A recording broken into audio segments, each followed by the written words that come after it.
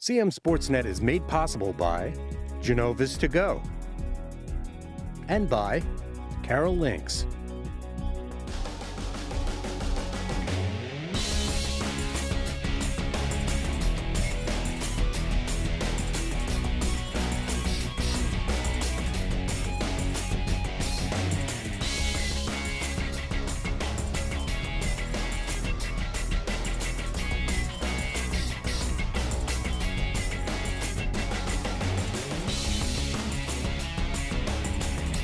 Welcome to Ruby Field at Westminster High School, where it is time for another CMSportsNet Football Game of the Week broadcast. We've got Manchester Valley and Westminster about to kick off in Week 5. I'm Pat Stoetzer from the Community Media Center, and returning with me, former Liberty and Winters Mill High School football coach Ken Johnson. Speedy, appreciate you coming into the booth with us again. You had this game last year, Man Valley and Westminster. Yeah. What are you looking forward to the most here tonight between the Owls and the Mavericks? I think it's going to be a close game. I was walking across the parking lot just now, and I haven't been to a game on Westminster's field probably in 5 or 6 years. Wow. And it brought back a lot of memories, Really got the juices flowing. I mean, it's a Friday night, it's Crowds coming in. Small town. Yeah. The whole thing just is there, and it just really felt good. It's Carroll County football at its finest. Yes, sir. We've got some more pregame content for you coming up here in a minute, but first, a word from our sponsors. Don't go anywhere. The CM Sportsnet Game of the Week. We'll be right back. Hungry? Genova's To Go. Pizza, pasta, subs, and more. Fresh hot pizza right from the oven. Genova's To Go. A mouth-watering cheesesteak just off the grill. Genova's To Go. Fresh baked bread and plump wings seconds from the fryer. Genova's To Go. Genova's To Go carry-out, delivery, mobile device, and online ordering is available at all locations. Westminster, Hampstead, Manchester, and our newest dining room in Eldersburg. For lunch, dinner, or any time in between. Genova's To Go.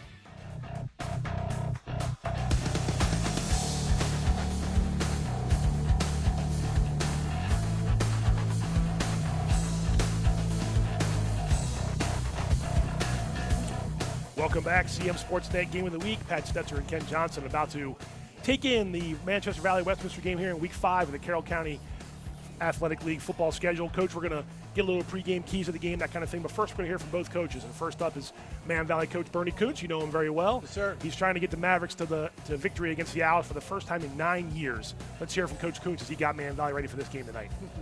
Coach, coming off a victory last week, bounced back after the 1 week before that. How are the guys feeling right now as you get ready for, maybe the biggest test to date? Perry Hall was first, but now Westminster being the next opponent. Feeling good about where you are right now physically and mentally? Yeah, I mean, the South Carroll game was a good game.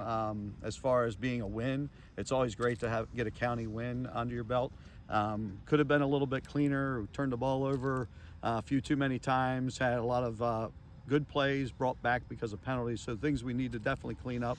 But again, good to get a win. We're still a little banged up and trying to get healthy, getting a couple kids back, but things along that, because as we go along, hopefully we'll get them back a little bit more as we go through. But coming along, some younger kids and some other kids are stepping up, doing some good things. So, we're coming along, we're getting there, and hopefully we'll be able to have a good showing this week at Westminster. What needs to go well for you guys to have that good showing, to compete and to, hopefully on your end come out with a victory? We definitely need to be able to contain their run game and their pass game. Both. I mean, it's easier said than done. I mean, Carice is a good player, and he's a multifaceted player, being able to run and spread the ball out and throw it. And they've got some good receivers that have come along. So stopping their passing game is going to be key, but also contain him and keep him in the box. Offensively, sustaining drives, and hopefully that will help keep the ball out of their hands of the offense. So if we can get some good sustained drives, minimize their time on the field, that would go a long way to our success on Friday. Thanks to Coach Bernie Kuntz. Now let's head over to hear from Coach Chris Basler, his team trying to get a third straight win at the end of the month of September. Coach, I know you'd rather have your guys comfortably lead games from start to finish, but that's 2 now in terms of comeback wins. Take that aside, how pleased were you of your guys to go on the road against Walkersville and get a huge win? Yeah, obviously we were happy. We knew they were going to be tough and physical and, the talented and, especially playing at their place. We knew it was going to be a challenge. And they had a couple big plays on us earlier, and we were able to make some good adjustments and match their physicality, which is, I think, I was the most pleased about. How much of that is the veterans you have on this team? I know you're young in some spots, and how much of that is just the overall resilience of these guys? They know what's at stake. They know how to come back and answer the call. I think we'll find that out this week. Is how far have we come? As a team, we do have a good mix of veterans and young guys, and we're in week 4, so we've been playing 4 weeks, and we've played 4 good football teams, and we got another one waiting for us this Friday. Yeah, I was going to ask you about them. They're big. They got some talent as well. What needs to go well for you guys to get another victory against Manchester Valley? I think we're going to have to play our game. We keep trying to focus on how we play, and we're going to have to be physical and match their size and their toughness. And it's a lot like last week. It's going to be if we can execute and limit the mistakes, and if we do, it'll go our way, and if we don't, it might not. Thanks to Coach Bernie Kuntz and Coach Chris Basser. Speedy here, the team stats, and you got 2 teams looking for a victory last week, both wins.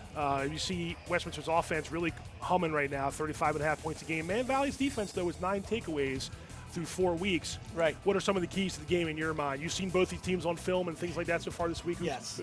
I think one of the keys for Man Valley is Coach. The coach mentioned the turnovers. Yes. And that's one of the things. Play a clean game. That's probably the biggest thing for them, is to make the most of the field position. Westminster's going to move the ball. They're explosive. If I know Bernie at all, I'm pretty sure they're going to stay over top. Yeah, and here's the players to watch for tonight's game, the 2 quarterbacks. We know about Kyrese Walker. We know what he's done. We know what he did last year and what he's done already this year, already 9 touchdown passes. Gene Magan taking over this year for Jake Boog, who graduated last year. 4 touchdown passes and a good completion percentage so far. He hasn't gotten the ground game going from his legs yet, right. but they do run the ball and run it effectively. We're going to see a lot of Kingston Canby and Isaiah Farabee tonight, right. Most likely for Man Valley. I would guess ball control, ball movement, and clock control will be a big thing for Man Valley. Again, and I go back to that, take care of the football. And I think that's the biggest key tonight for Man Valley, to keep the game close and keep it into the 4th quarter close and see how the chips fall. We had this game last year at Manchester. You came up to Manchester and watched a good one, and Westminster pulled away late. Mason Fisher, if you remember, on that jet sweep, had a long touchdown. Man Valley hung in the game. Yes, they did. Until the 4th quarter. Yep. I wouldn't be too shocked if we had a similar situation here. I wouldn't either. I could see it be stay within a score or score and a half. I like to say sometimes. Sure. Yeah. And that just keeps you there. What impresses you the most? You've seen Kyrese Walker now for a year and a half. You watched him go from receiver to quarterback and take this offense over. What impresses you the most about him? You've coached a lot of good quarterbacks in your time. Yes. The biggest thing I've seen him do is grow up. And I don't mean that in a negative way at all. Yeah, sure. He's matured, and the key trait I see now is patience. He doesn't force things, and when he gets in the flow of a game, flow of the offense, and he's on his mark, they're very difficult to deal with. They definitely are. We see the captains in midfield here for the coin toss. And after that, we'll have the national anthem. And soon after that, we will be underway from Ruby Field. A little mist coming down here this evening. It wasn't supposed to be any rain on the forecast. And of course, we got some mist in the air, but that doesn't stop the crowd. It's a pretty good crowd here on homecoming night at Westminster High School. Well, it could be worse. This could be New York. And I don't think we want to be there right now. We don't want to be there. I saw that footage. That's I not couldn't good. believe that. It's not Just good. for that hurricane. Not good. Man Valley won the toss. They deferred. They're going to kick toward the scoreboard side, or the concession side of Ruby Field, concession stand side. Well, there's no wind. There is no wind to and speak it's of really right not now. a wet field, like It you is said. not. It's just a little drizzle. Correct. Captain shake hands in midfield. The clock has hit 0. The Owls will begin their pregame huddle here and get themselves fired up for this game. Man Valley will do the same. You see Man Valley in the white with the blue numbers, and Westminster wearing their blue jerseys, blue pants, and white numbers. There they go out there to midfield trying to fire them up. A win against Man Valley, and Westminster moves to 4-1, 2-0 in the Carroll County Athletic League. And Man Valley with a victory, which they've only beaten Westminster 2 times, 1 time on the field, 2 times overall in their series, 2-9 all time against Westminster. But a win here would be a big one for the Mavericks. They would go to 3-2, 2-1 in the county. They've been win-loss through 4 weeks. And the Owls, after going 1-1, have rolled off 2 in a row. And look good doing it. They did. They did. And you really can't say that they've tried to duck anybody at their opening games. Frederick, Franklin, Walkersville went on the road and beat Walkersville. Yes, yep. So as the fans come to their feet here, we're going to pause and listen to the Westminster Marching Band's rendition of the national anthem.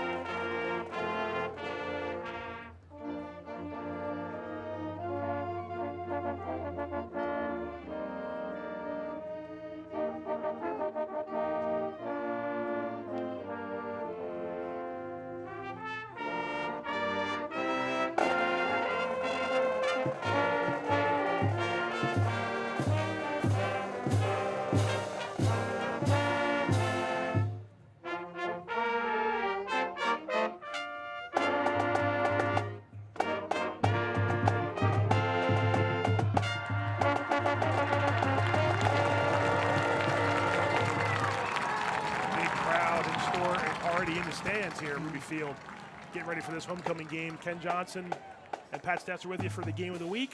You know, I mentioned that game last year. It was at Manchester. The final score was 21-7, but it really was a game. I believe Man Valley scored first on a long pass. Yeah. And then we settled in and had 2 good teams go at it. Yeah. Man Valley does have size back this year. Yep. They've got some athletes on this team.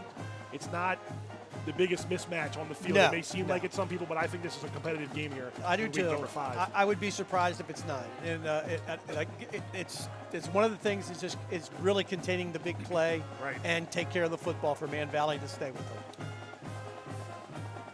Man Valley going to kick left to right from the home field side of things.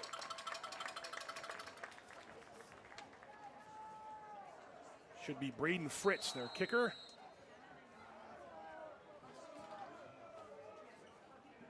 And we are underway. All right.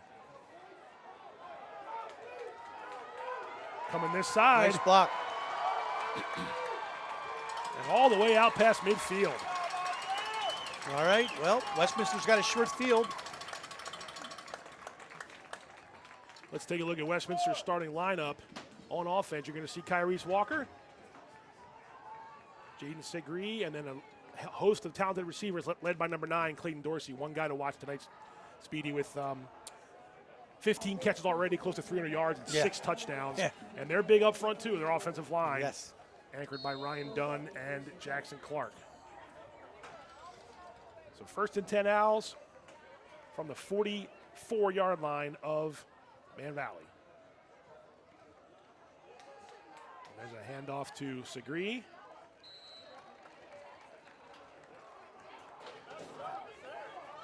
Couple yards on 1st down. Looks like 2 big heavyweights just sort of feeling each other out right now. There's Man Valley's starting defense. Crew Boogs, the big guy up front. They got a lot of size up front and some speedy linebackers and defensive backs. Cameron Reed, we mentioned him back earlier in the season, had a pick 6 for Man Valley. And that pass is complete. Isaiah Sprinkle. Yep. It's a dead spot in the zone there. Nice job. It's really a classic example of taking what they give you. You found that soft spot. Yep. And it's easier said than done. It's easy to find it, but to do everything else you have to do to complete the pass, not all that easy. 1st and 10.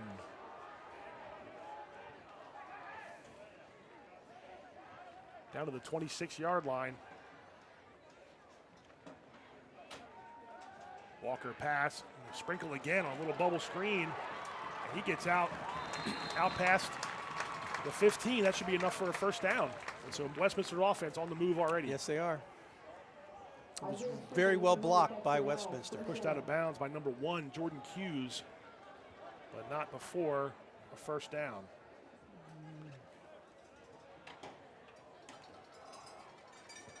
Walker handoff. Another good pickup. They are picking up some chunks here. That was number 1, Jadon Segre. Jadon Segre on the carry, gets it up to the 8-yard line. Down inside the 10, I believe, so already a 2nd and 5, we'll call it. 2nd and 4 for the Owls.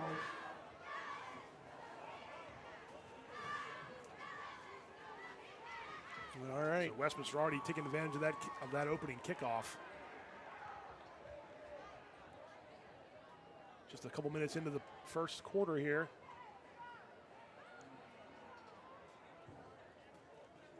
Back to Segre. He cuts it off on the right side, still going. Didn't get a first down, I don't believe, but got close to first down yardage. Well, let's see. They're walking about the 5-yard line. Fish on the far side. 3rd and short. Yep. Going to be 3rd down and short. This is a tester here. The first big test for Man Valley. Yep.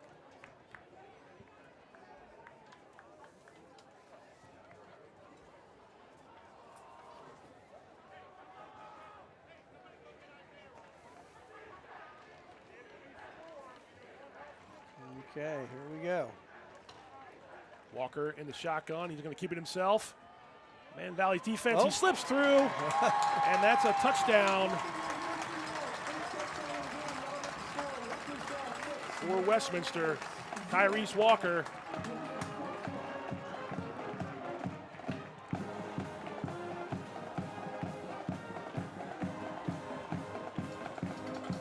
Owls made that one look easy. That was a very efficient drive. Tyrese Walker with a 5-yard touchdown run. And like I said, after the big kickoff, the Owls had it on Man Valley's side of the field. Joshua Wagner's extra point is good. And with 9:05 left in the first quarter, there's your run from short yardage, and it's just another weapon that the Owls have to use is the quarterback's legs. Oh, yeah, for sure. They're good from Tyrese Walker. I think he's an outstanding ball carrier. And again, it's the patience part of it. You know, he doesn't just rely on the athletic ability now. You can see his football IQ has really risen. He looks very good. Yeah, you mentioned the IQ. I mean, he always had the ability to throw it, but they used him as a receiver for the first year or two, and then they switched him over to quarterback, and he took off with it. And you know what? You can tell he has fun. He likes it. Absolutely likes it. And his team, it rubs off on the teammates. Absolutely. So now let's see if Manchester Valley can answer early in the first quarter. Yep. Down 7-0. I think the Mavs and Coach Bernie Cooch knew this kind of situation could possibly happen, so they have to be prepared for it. Wagner will kick off from the 40-yard line. Okay. Low liner. Picked up by number 3, James Herndon. He goes toward his sideline. Cuts it back to the middle of the field. Not a bad return for Not at all. James Just shy of the 40.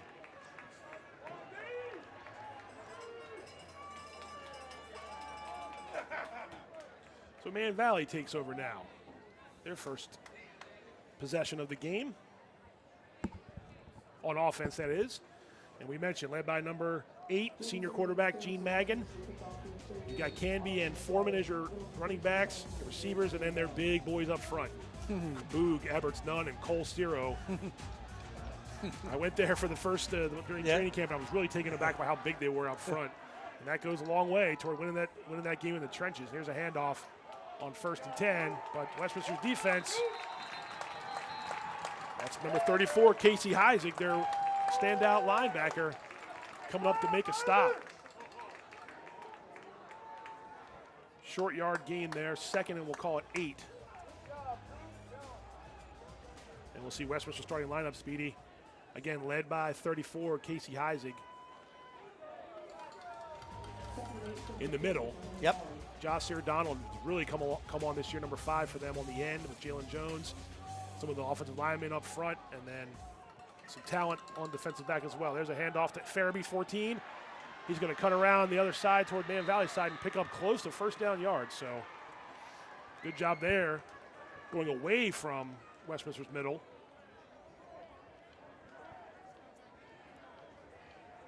And it'll be 3rd and short. Be good here for Man Valley to pick up a first down, right? Yes, it would. Get the chains moving. Yes, it would.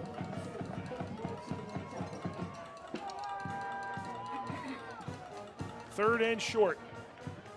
47-yard line. All right. Farabee.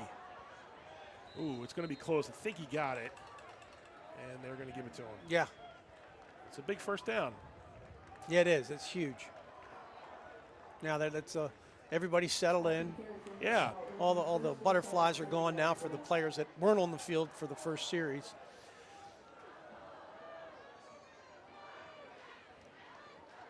That's true. So they can settle in now and try to Yes. work some offense here. First and 10. Near Take a deep midfield. breath and go with it. Another run A little push, on the couple left yards. side there. Yep. Yeah. So I think we've seen, at least so far, both teams' Yeah. objective here Yeah. is to establish Yes. a ground game. Yes. And I think Westminster also really hit the nail on the head with their game plan, at least so far, is they're taking what Man Valley is giving them. They're not trying to force anything or go over top or anything like that. Right. Against that zone, they're going to keep throwing the ball probably underneath. Yep. Another good run. run. This time it's Canby, and he's got a first down. Yes, he does.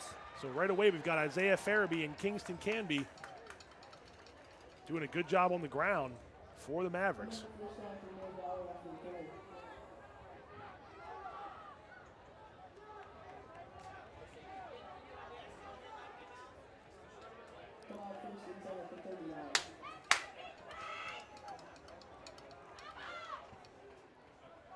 First and 10. Okay. That's Maggin on the keeper. Doesn't do it too often, but he picks up good yards there on first down.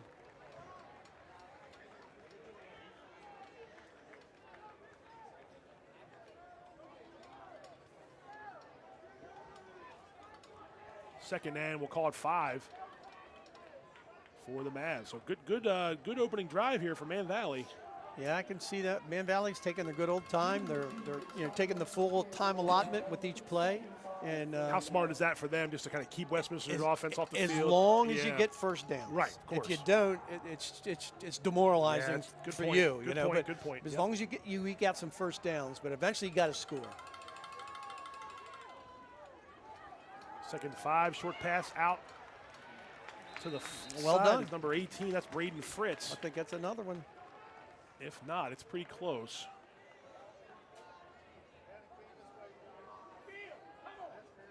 I think you're going to give him a first down. Yeah, it looks like it. You're pretty close to the 30. That's already a handful of first downs. Well, they started on the 40, so 39 actually. Right. After that, It's 3 first downs.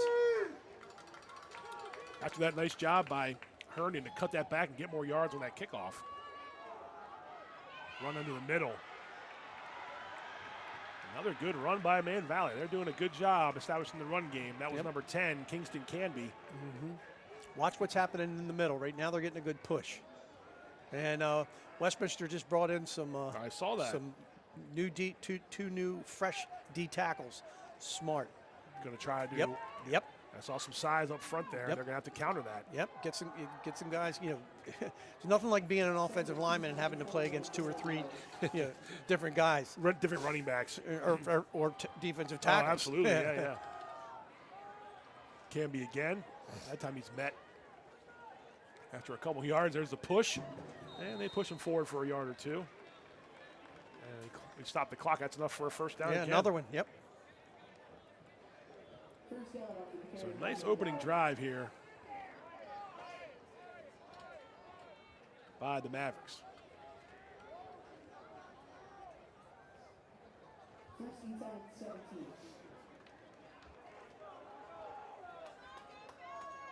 So far, the game has been mistake-free. I might have to bite my tongue after that. Don't jinx them. Yeah. 1st and 10. Magan handoff. Farabee up the middle. Got some penetration. Got a couple yards. Again, that's. Yep. I think Bernie Kuntz and the Mavericks are happy with the way this first drive is going. Yes, they are. We'll call that a short gain, but it'll be 2nd down and about 7. 3:50 to go. First quarter. CMSportsNet game of the week. A little more mist coming down now, I noticed, too. Still don't think it'll affect the field conditions right now, but No. field's in good shape. And Man Valley is in the red zone, looking to try to tie the score. That's a key play right here. They need to stay on time. They need to pick up a couple yards.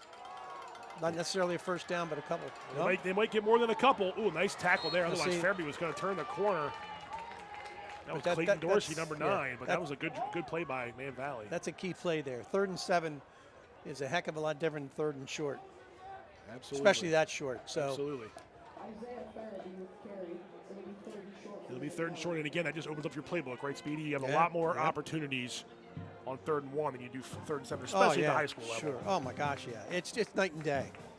And plus, a lot of times you're still not even thinking of possibly kicking. You're still thinking in terms of trying to score a touchdown. So Absolutely. it's almost 4-down territory. Yep. There you go. Farabee up the middle and near the goal line. He is a little short, Wow. but that was almost a touchdown on Yes, 3rd it and was. 1. It's going to be 1st and 1. They are doing a fine job up front right now. They are. It's going to be 1st and 1 from the 1. Okay. Let's see what they got. Oh, timeout. And we got a timeout. Westminster, I think, is the calling Owls timeout. call a timeout, and Yes. Coach Chris Basler already taking the hat off. Yep. Not pleased with the lack of a push maybe up front here Yeah, with the yeah, Owls, but yeah. this is what you're going to face when you face Manchester Valley, a run-first team. Yeah, Speedy, you mentioned the mistakes. It's going to obviously whoever makes the least is going to have a really good chance to win, but especially with these two teams, Westminster's one loss was a 5-turnover game, and they still were in the game against Frederick. Right. And Man Valley has taken the ball away 9 times through 4 games, so it's a game where a mistake could really be huge. Sway one way or the other. Oh, yeah. High school football, it's still, kick back to if you can play the field position game and your defense can kind of that philosophy of bend but don't break, make the offense try to run a lot of plays, odds are in your favor that a Right. mistake's going to come up. Right. Fumble, mishandled snap, a penalty, Sure. a hold. Any of the and above. And then that changes the dynamics That changed the whole completely. thing. Absolutely. I've been on both sides of that. Right. It's not fun when you're on the short side No, of it. it is not. Well, you were talking about 4-down territory, and you're inside the 1 here. You got to Yeah, imagine. yeah. If nothing else, the Mavs are going to go I'm sure for this is going to be. Oh, I'm surprised he handed it off. And they did not hand it off, and What? Westminster was there for the fake. Yeah. Thrown down as Gene Magan all the way back to the 5-yard line. Nice job by Westminster was defense. We're not unusual. fooled. That was unusual. It was a to little say the unusual. least. Well, now you got your hands full. Now you're backed up a bit. Yep, 2nd and 5. This is a Good job interesting here by point. Westminster's defense Yep. just to shoot that gap. And that's Josir Donald, number 5. Yep. We mentioned his name in the pregame. One of their top defenders so far. I wonder if that was supposed to be handed off. 42, Braden Foreman was the running back in the backfield. Yeah. Now it's Isaiah Farabee again, 14. Magan going to pass, going to roll to his right. He's got a man in the corner of the end zone. He overthrows him. Number 9, Hayden Askew, was free in the corner, and Magan tossed it a little far. It'll be 3rd down. How big is that play on 1st and 1 to push them back to the 5? Oh, Still only the 5-yard line, but again, Yeah. a little different than at the 1-yard line. yes, it is. And it's 3rd down. Okay, here we go. 1:46 to go, first quarter. 3rd and 5 from the 5. Owls fans making some noise. And it's a handoff, and it didn't even matter. Yep, he got in. 5 yards out, it's Yeah.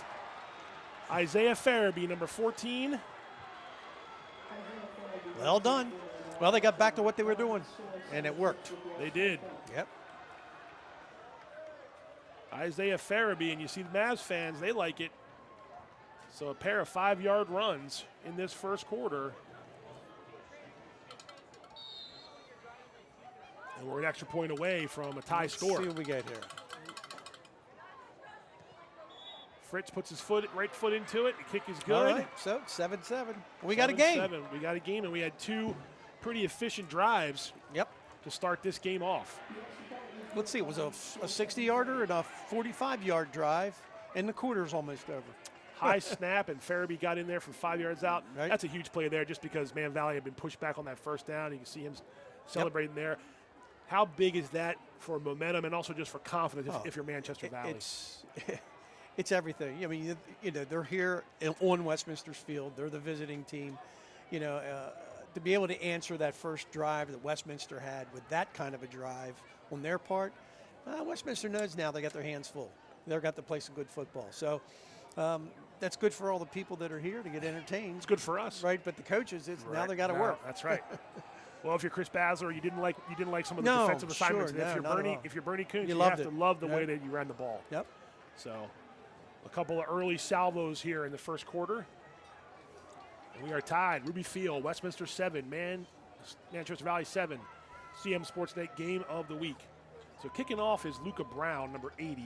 I had mentioned it was Braden Fritz. I believe Fritz does the extra points and the field goals, and Brown kicks off. And we had this earlier. Let's see if Isaiah Sprinkle gets his hands on the ball again. This time it's going to come to the near side.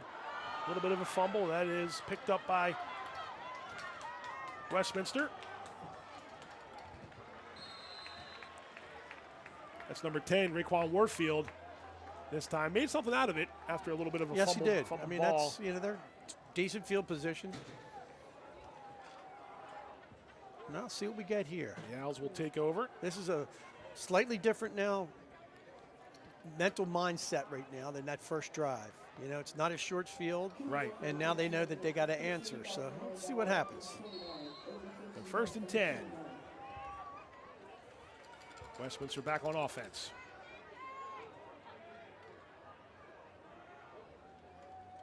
Walker hands off Segree, finds a little bit of room. And Man Valley's defense does push him back, but forward progress is going to have him up past the... Yeah, I think you've got maybe 3 or 4. Yep, up past the 30-yard line, up to maybe call it the 32-yard line, so 2nd and manageable. Yes. For Westminster.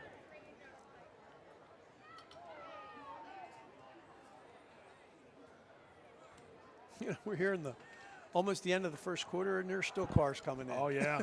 Homecoming and a good football team. Two good football teams will bring out the best in the crowd. Under 1 minute to go here. On homecoming night, they're parking the cars all the way up by the school. You can't see the dark in the dark. Yeah, it's too much mist. It's too much mist. Man in motion.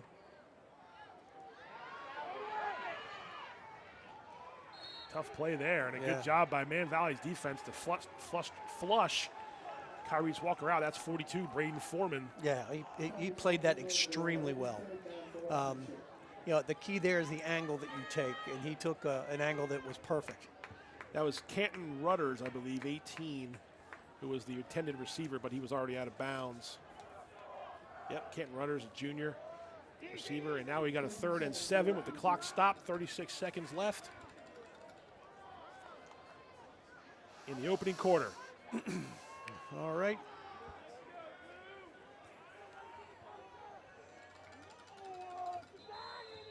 And we got a penalty.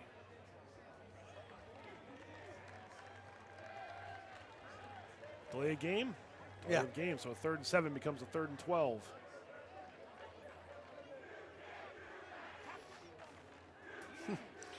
I remember way back when we used to play it, whenever we play at Washington County, that 25-second clock, boy, that thing would sneak up on you every time they needed it. It was a 22-second clock, is that what you're trying to say? Well, it wasn't visible. No, I know. It's not visible here either. Right, the officials got have to count it down. Boy, they would. All of a sudden, 25 felt like 20. Yeah, right. And it probably was. Might have been 18. Up the middle, pressure, and taken down in Number the backfield. 33. 33 is Nick Loprito, one of their big linebackers. That's a big loss for Westminster. All the way back to the 15-yard line. 15-yard line. So huge loss. Big play, very big play. And that probably will end the quarter here. The Owls will wait for this to end and change sides. And a competitive quarter. Yes, yeah, it was. A fun very quarter much of football. So. Quick moving, but both teams established themselves on offense. We've played one quarter. Interesting game. Very interesting game.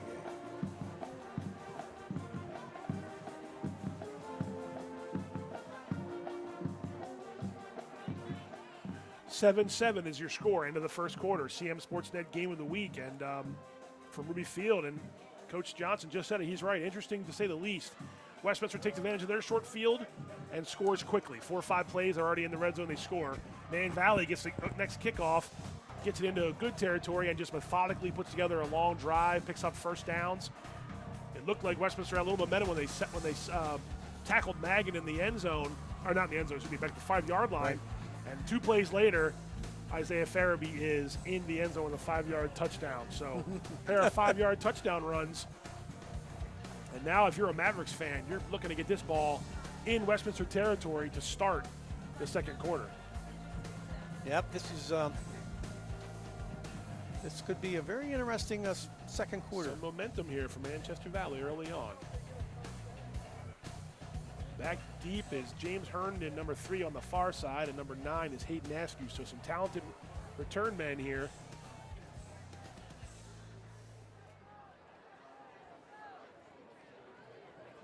I think we're waiting for the chains to come all the way this way. Yeah, maybe they had to fix the chains. That might have been something. The officials coming by too. So Man Valley defeated Westminster one time on the field. That was 2014. There was a game years before that was a lopsided Westminster win that ended in a forfeit victory for Man Valley. Other than that, it's been all Westminster, 9 wins in the all-time series. Bernie Kuntz, we were out there talking to him earlier this week, and he had his guys over off to the side after practice and really told his guys, there's an opportunity here this week, guys. You just got to be ready. And yep. Looks like so far they've answered the call. It's a strong punt. Fielded well. Good fielded job. well and out of bounds. Good job. Stop the clock. That's Hayden Askew, number 9. That's going to give Man Valley excellent field position. Excellent field position is great. All right, Westminster's defense. Let's see if they can. It's going to be rise answer to the the call. occasion here. Answer the call. Yep. It's going to be at the 45-yard line of Westminster. So there you see Coach Chris Bassler on the sideline.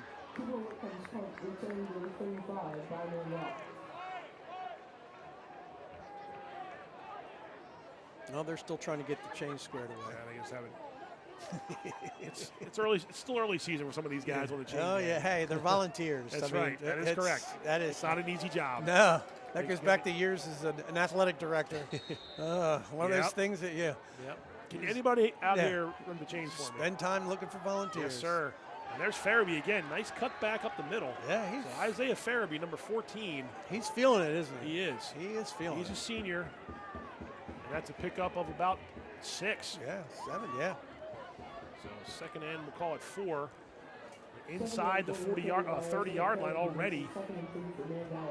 This is Man Valley's strength, Speedy. Just get in front of those big guys and try to churn out some yards. Farabee again. That little trap. It's found just a spot, right? It's just a little guard trap. They're doubling down inside and pulling the backside guard, and that back just running right up behind them. It's a 1st and 10. First down for Man Valley after the carry by Isaiah Farabee.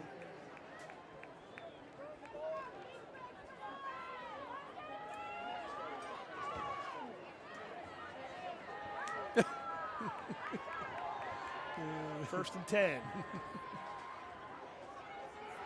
There's a Maggin run instead. Yeah, picked up good yardage there. I'm impressed so far with their running game, Coach. Their line looks very good. There's a great pick. Yeah, just a nice job of Maggin. Just get behind the big guys, and they're finding some gaps in Westminster's defense for sure. Second and we'll call it 5. Second and 4 for Man Valley after the carry. 4 actually. It's a pickup of 6. Second and 4. from the 18-yard line. Oh, almost a fumble, and that's going to be another tackle for loss. Bobbled the exchange, and that's Jussie O'Donnell putting a stop to that. That's twice now for Donald, number 5.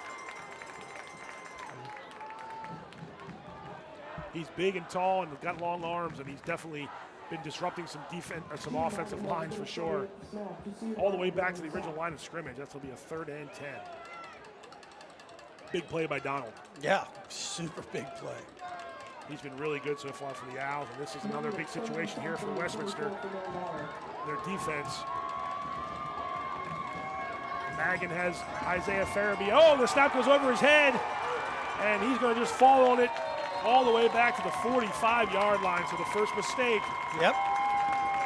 Probably wise of Magan not to try to pick it up and run with it. Any more damage, but that's going to be a 4th down and forever. Yep, that's a back-to-back mistakes there. Yep. Just a little high over Magan's head, and it's wisely he slid in and fell on the ball. Otherwise, that could have been disaster. And that's all the way back to the 45-yard line. So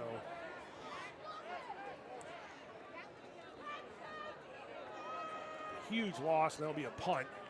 And let's see, the Westminster might have had too many guys on the field. Didn't get called. Nice kick. That's going to be, just into the end zone. Kick. Nice kick by I don't see any flags. That was Magan on the punt, so good job by Magan on the punt. Looked like Westminster was confused. Maybe they didn't have enough guys. I did see a 3rd guy running off the field. So it'll be 1st and 10. Westminster, they dodge a bullet and take advantage of something there. Take advantage of the botched snap. 2 botched snaps, really. Yeah, actually, there's been a couple that his Magan is handled. Yeah, and they wound up getting the play off. Yeah. Well, he couldn't handle that last one. It was 4 or 5 feet over his head. So 1st and 10. Got to take care of that. Yes, you do. 1st and 10 from the 20. We'll see if Kyrese Walker can have an answer here. Sets a man in motion, and it's going to give it to the man in motion, and it's 42 again. Nice job by Foreman to corral number 10. That's Raekwon Warfield. That's Braden Foreman. Braden Foreman.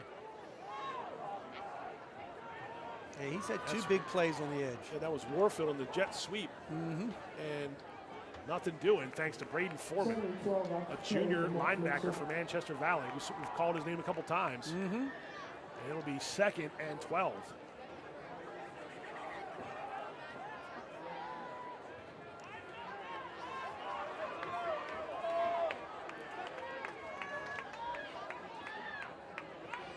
This time Warfield's in motion. They give it to the inside. Segree breaks 1 tackle. He made a good deal out of that run. Yes, he did. That was all second effort there. They fake the jet sweep, and the inside handoff goes to Segree. Nice job by Segree right there. Else he tackled for about a 4-yard gain. Instead, it becomes 3rd and 6. Okay. Pick up a 6 yards on 2nd and long.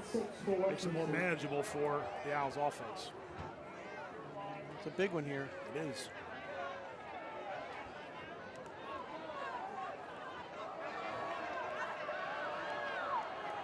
Third and 6.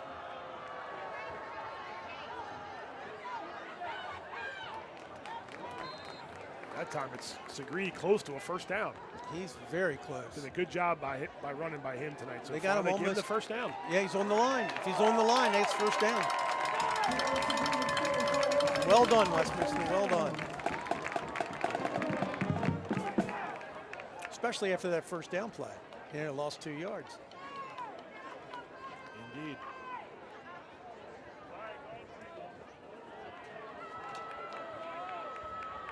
First and 10, a big 1st and 10 too, like you said, Coach. They did not want to have to go off the field again there as we get closer to the midway point of the 2nd quarter. Kyrese Walker keeps the ball, has some receivers open, but the pocket collapsed and he's taken down behind the line of scrimmage. So nice play there. You see 52 in on that's Crew Boog. Yeah, he got in there quick. Brother of Jake Boog, good wrestler for Man Valley, and a big lineman, big force on that line.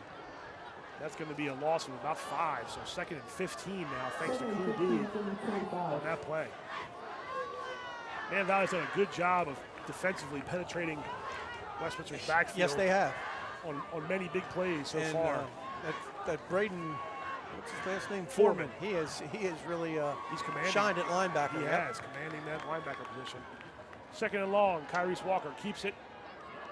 Tries to get around the left side, nothing doing. Man Valley's defense is rising up right now. And you got some size and some skill. Yes, you do, and they're getting off the ball. I mean, they're getting off. They are. Just going to stop the clock here. Looks like somebody has to come off the field. That's Jadon Segre. Gets replaced by Raekwon Warfield.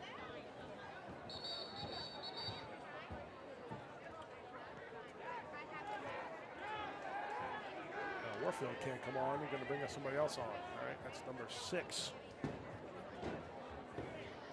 Jack Hitchcock coming in for the Owls.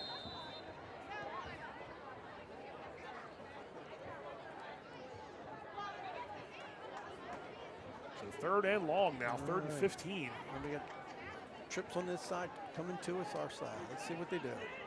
Trips to the right. Walker in the shotgun. He rolls to the right. He throws back over top. Dangerous pass. Incomplete. Trying to get the sprinkle on a screen. Yeah, it was like a throwback screen. The design was good, but that linebacker read it. Actually, it was the defensive end or the defensive lineman over there. It was Boog again, I believe. 52. Yeah, Crew Boog. Yep. So, but Man Valley's defense making things a little tricky here after that first drive where Westminster had their way with Man Valley on defense. Not the case these last couple drives, and it's a fourth down. I tell you a little thing right that just happened there. That was a good play on Walker's part that he threw it away. Yes. I mean, because if you would have forced that, that could have been a disaster.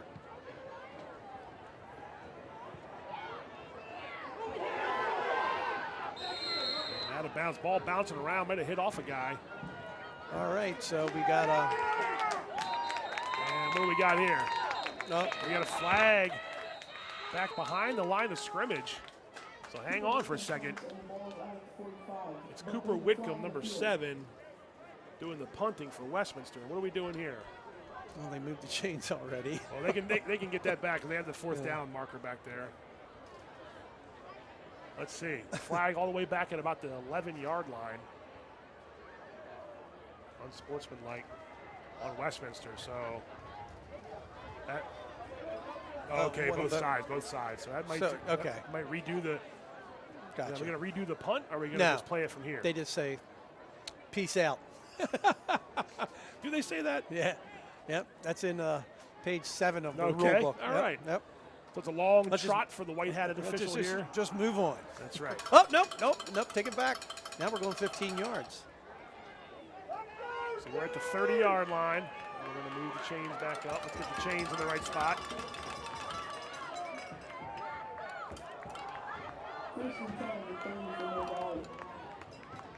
All right, chains are in the right spot. 5:11 to go. Here we go. Ready to go. 10 Manchester Valley. And the officials are now going to mark it off. Now they're going to mark off the personal foul, I believe. So now we're going to start at the 45. This is interesting. Yeah, well, hey, that's one word for it. 5:11 to go, second quarter, 1st and 10, Manchester Valley. After some nice defensive plays by Man Valley, giving the ball back to their offense, and now their offense has good field position. Yes, they do. We'll see what they can do with it. There's a handoff up the middle. Nice penetration. Kingston Canby. That's 5 or 6 yards a clip. They are doing a good job going through the middle, as you heard the fan. Yes, they are. On the Westminster side, imploring Westminster's defense to make some changes. Very succinct and to the point. He's right. He's not wrong. Man Valley's defense is, Man Valley's offensive line is definitely creating separation. And we'll call it 2nd and 4. And that time they stuffed them up pretty good.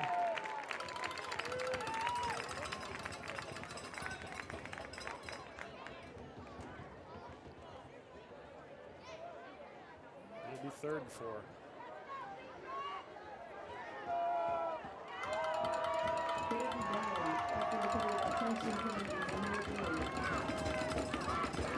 Third and 4.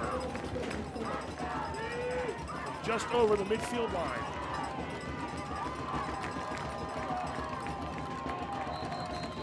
And we got a timeout. Timeout 4:23, 4:24. Man Valley called that one. They did. I saw Bernie coming up to talk to the official. Just a reminder that every Wednesday, CMSportsNet gives you our weekly show Game On, and we'll have another one for you this coming Wednesday. We're up to 5 now in the books, and every Wednesday we kind of catch you up with everything that goes on in Carroll County High School sports. We talk to the football coaches ahead of the game of the week. We talk about boys and girls soccer. We show you all the preview for our football game of the week. We give you a CMSportsNet spotlight now and then on everything going on. Carroll Links, McDaniel College, Carroll County. We'll have some plays of the month coming up for you. In football, it's been hard to believe that this weekend is already October. Yeah. And we're into the nitty-gritty of the regular season. We're halfway home already in the regular season. Hard to believe, isn't Third it? and, yes, sir. Yeah, Third and 4. Play clock is back. Maggin in the shotgun. Fakes the handoff. He's got Askew over the middle. Incomplete. Had a receiver. Threw it a little low. Yeah, he had to step on the coverage, but it was good coverage though. Had to throw a perfect pass just about. Maybe let him a little bit. Yep. And it looks like they're going to punt. So good job by Westminster's defense to stand tall. So far this quarter's been played in the same part of the field. Yes, it has. Scoreboard side of the 50. Maggin stays on to punt.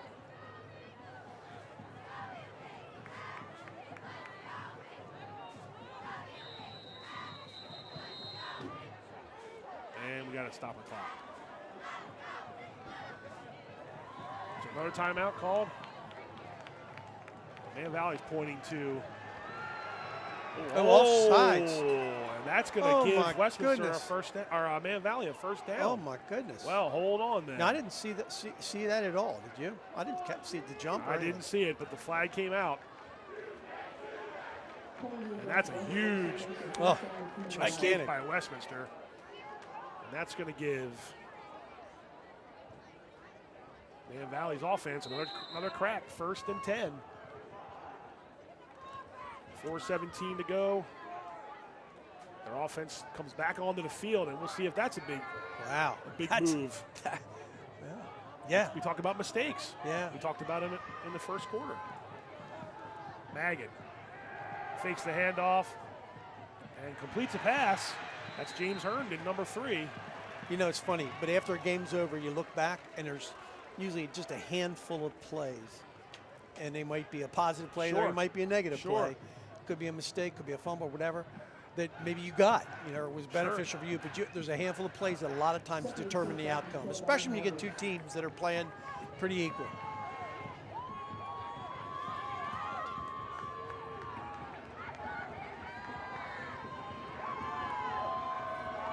Second and 6. There's a handoff again. This time stood up near the line of scrimmage. Nice job by Westminster. That handoff. Right to number 10, Kingston That was a nice play. Canby. It was a nice play. Very nice play. We'll call it a gain of 1, but that was a good job by Westminster to stand them up. Yes, that was. Because Canby and Farabee have been taking advantage of some of those holes on defense. Yes, they have. And that was filled very quickly, and it was an outstanding, technically, an outstanding tackle. Okay, 3rd and 5. 3rd and 5. Maggin, handoff. Farabee, nothing doing. Yep. Thanks in part to Big 74, Ryan Dunn. Sophomore lineman making his name. Nice job by Dunn to fill the hole. That's a good job. Yes, outstanding job. From a 10th grader. Yeah. Little pancake there at the end to boot.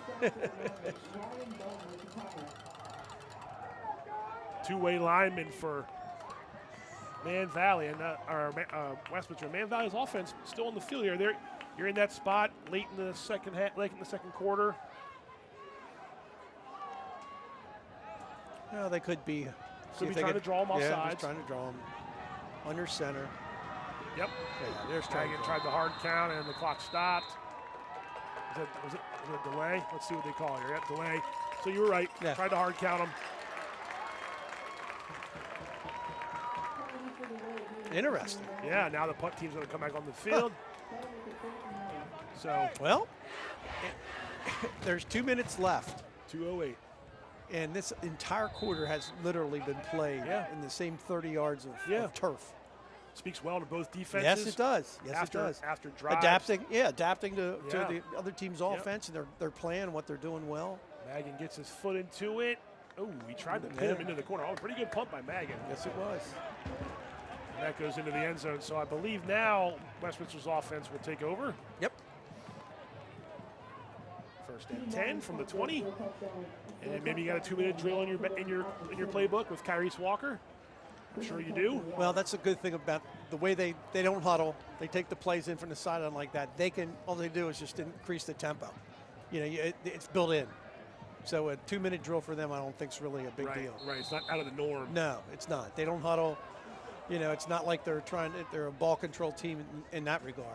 I believe so they can pick the tempo up easy. Right. 2 timeouts apiece, I believe, for each side. Walker back to pass. Out to Segree. Pursued by Foreman, number 42. Yep. But a completed pass. Walker to Segree, and that's a gain of 5. Stayed in bounds. He did. Clock moving. Which is beneficial for right now, Grand Valley. 140. They get the ball to start the third quarter. They won the toss and That's deferred. right. That's right. They deferred. So, trips to the near side. Walker will come Coming this way. And the pass complete. Canton Rudders. And that's enough for a first down. Kyrese Walker throws to Canton Rudders for Westminster-Owls, first down.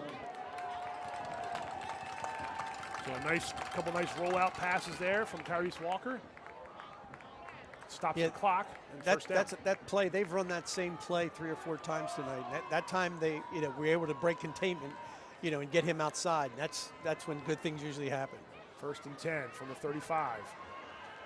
Walker going to try to go deep. Oh, he did not see it. Yeah. Had a man open. That was Isaiah Sprinkle, number 4. Yep. Tried to drop it in the bucket, and Sprinkle not able anyway to see the ball. Yeah, that ball was actually thrown in an excellent spot. Sure was. And when you throw a fade, the receiver you want to leave a little bit of yardage to work with, and a quarterback you want to throw it into that sideline. And that's what was play. Yeah, and that's what was done there. Yep, and the receiver's up to the receiver to adjust the route then. 7-7 is our score. 1:19 to go in the second quarter. Pat Stoetzer and Ken Johnson with you for the game of the week. 2nd and 10. Walker back to throw again. He can take off. Gets around Foreman. Cameron Reed makes the stop. We're going to keep the clock running. And the offense has a minute to go. 3rd, and we'll call it 5. 3rd and 5. Referee wound the clock on the out-of-bounds play. Yeah, he did. I think the tackle was engaged before he got out of bounds. Yep. Still 2 timeouts, a lot of time left. They can stop it twice. Walker shakes the handoff away, looking to throw. And throws it out of bounds. Oh. But he didn't throw it. I think he got it back to the line of scrimmage. Is that what you're asking? He threw it inside the. Inside the. Yeah, he didn't get the ball. Didn't go past the line of scrimmage, but I'm not sure in high school if that's a penalty. He did have a receiver in that area. He did, and the flag wasn't dropped, so it's fourth and 4. It's a long 4, but we'll call it 4th and 4. And good stand by Man Valley. Another one. Yeah. The first quarter was all offense. The second quarter's been all defense. Methinks halftime will be about adjustments. That's what they'll be talking about in the locker room on both sides. But if you're Man Valley, you got to like how this first half has gone. Yep. So Whitcomb back to punt.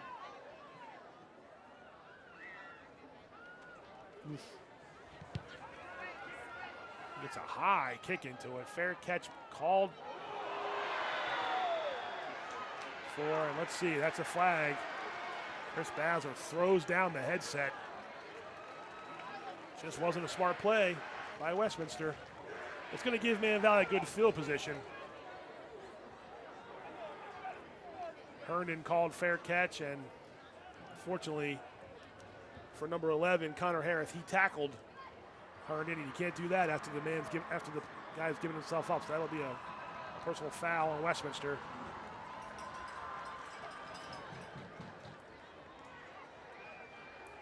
First and 10 into Westminster territory, all the way down to the 47-yard line. 28 seconds left, actually. 28 seconds.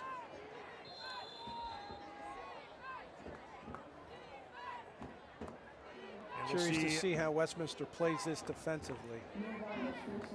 I'm sure Man Valley's going to probably try to get the ball down the field somewhat. You would think, with 2 timeouts and 28 seconds, and in Westminster territory. And I think they didn't have the ball. Yeah, they have an extra DB on the field too. Do they? Yeah. No, not too many. Oh, I see. Yeah. Sorry. They also need to switch out the ball. One less linebacker. Correct. And one more DB. Don't want to get beat downfield. Yep. All right, first and 10 from the 47 of Westminster. Man Valley on offense. Magan back to throw. Completes it. Incomplete. What are they going to call here?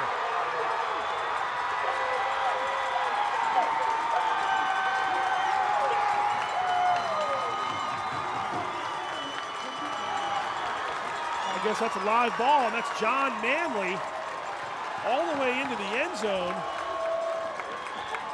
There we go. Here's our replay. Pretty close. Yep. Either way, it's a touchdown on the field. That's what they're calling. There's a flag in the end zone.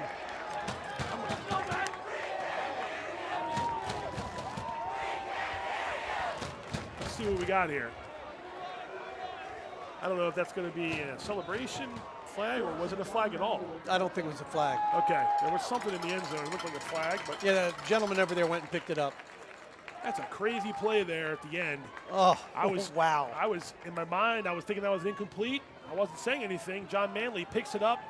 Yeah, I races down the near sideline, and you let the play go. And that's a 65 or so yard touchdown, a defensive touchdown fumble recovery. And now a huge play for Westminster. And now Josh Wagner's extra point. Ooh, that skim in? No, it did not. It skimmed out. Skimmed out.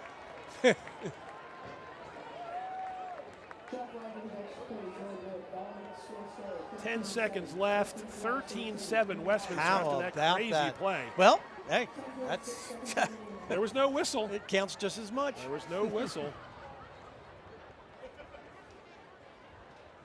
And Manley wisely picked the ball up.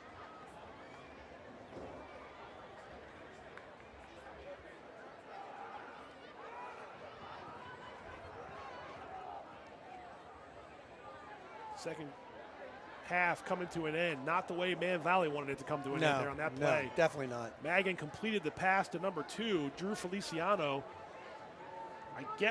Look, this isn't the NFL, sure. So I mean, he made a football move. He turned upfield. Yep.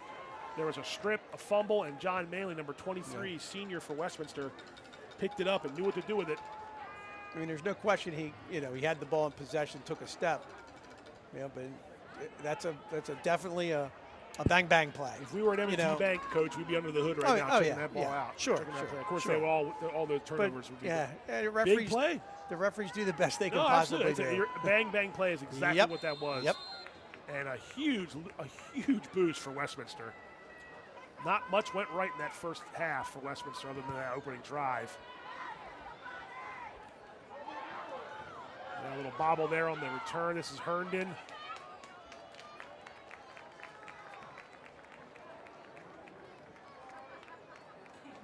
We're having a little bit of trouble here with the home clock.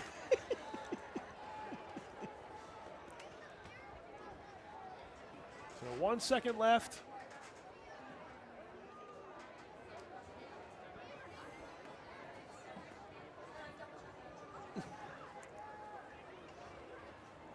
I would think that Man Valley takes a knee here, Coach. And Yeah, I can't imagine. knowing they get the ball in the second half to start.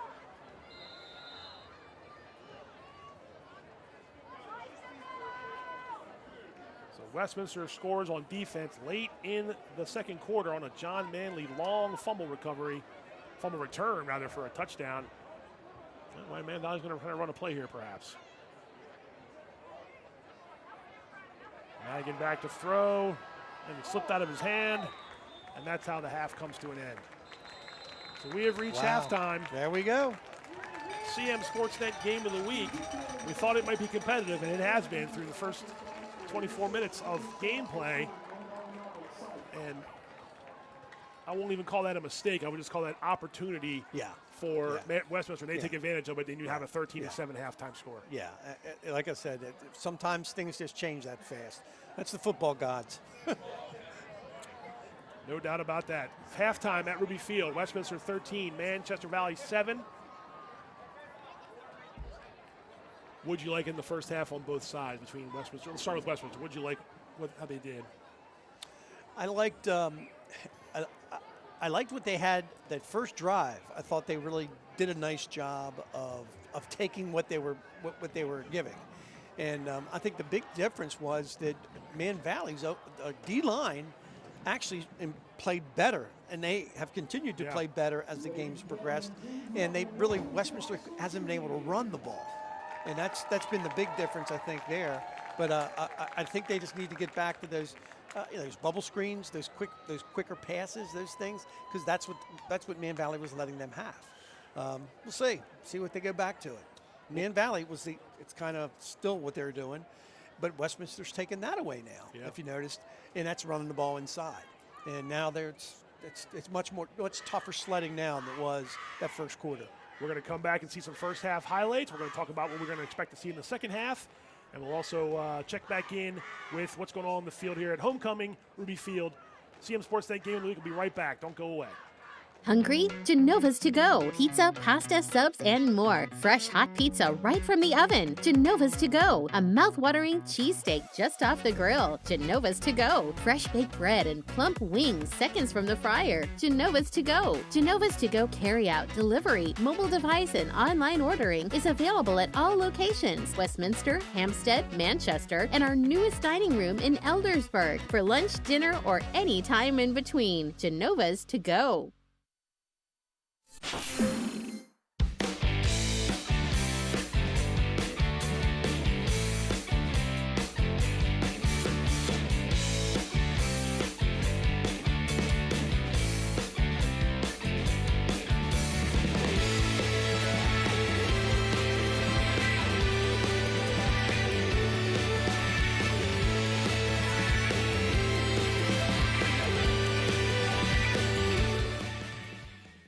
Hey there, I'm Pat Stoetzer. And I'm Michael Duffy, inviting you to join us for The Score and more. Each week we'll talk about high school sports in Carroll County. We'll share information about upcoming games, highlight coaches and athletes, and much more. We'll even try to have a little fun along the way. Don't miss the Score and More podcast presented by CMSportsNet. The Score and More Sports podcast is available online at carrollmediacenter.org and on a variety of podcast channels.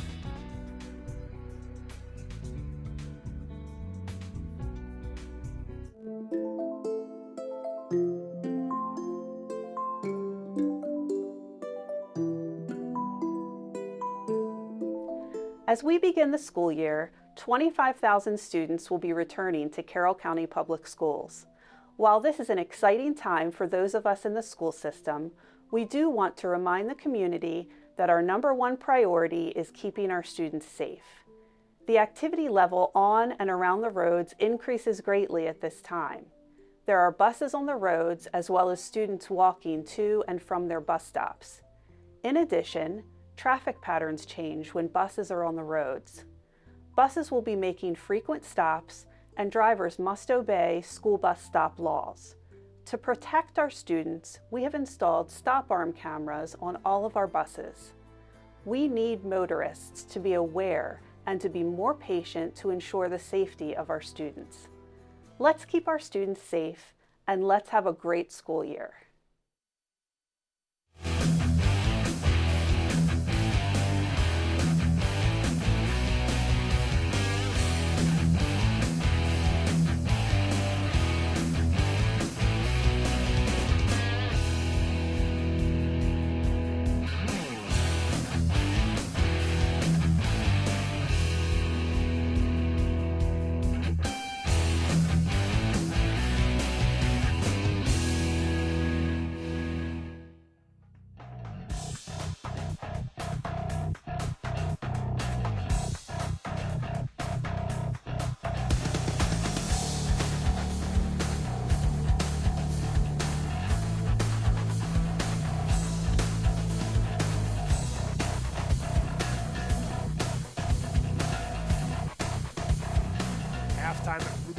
Westminster 13, Manchester Valley 7. The Owls score in the final 30 seconds of the second quarter to take that lead. Pat Stoetzer and Ken Johnson with you.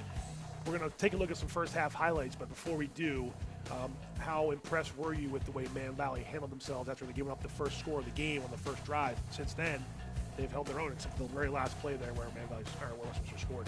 The Mavericks done a really good job in the first half. Yeah, they were solid.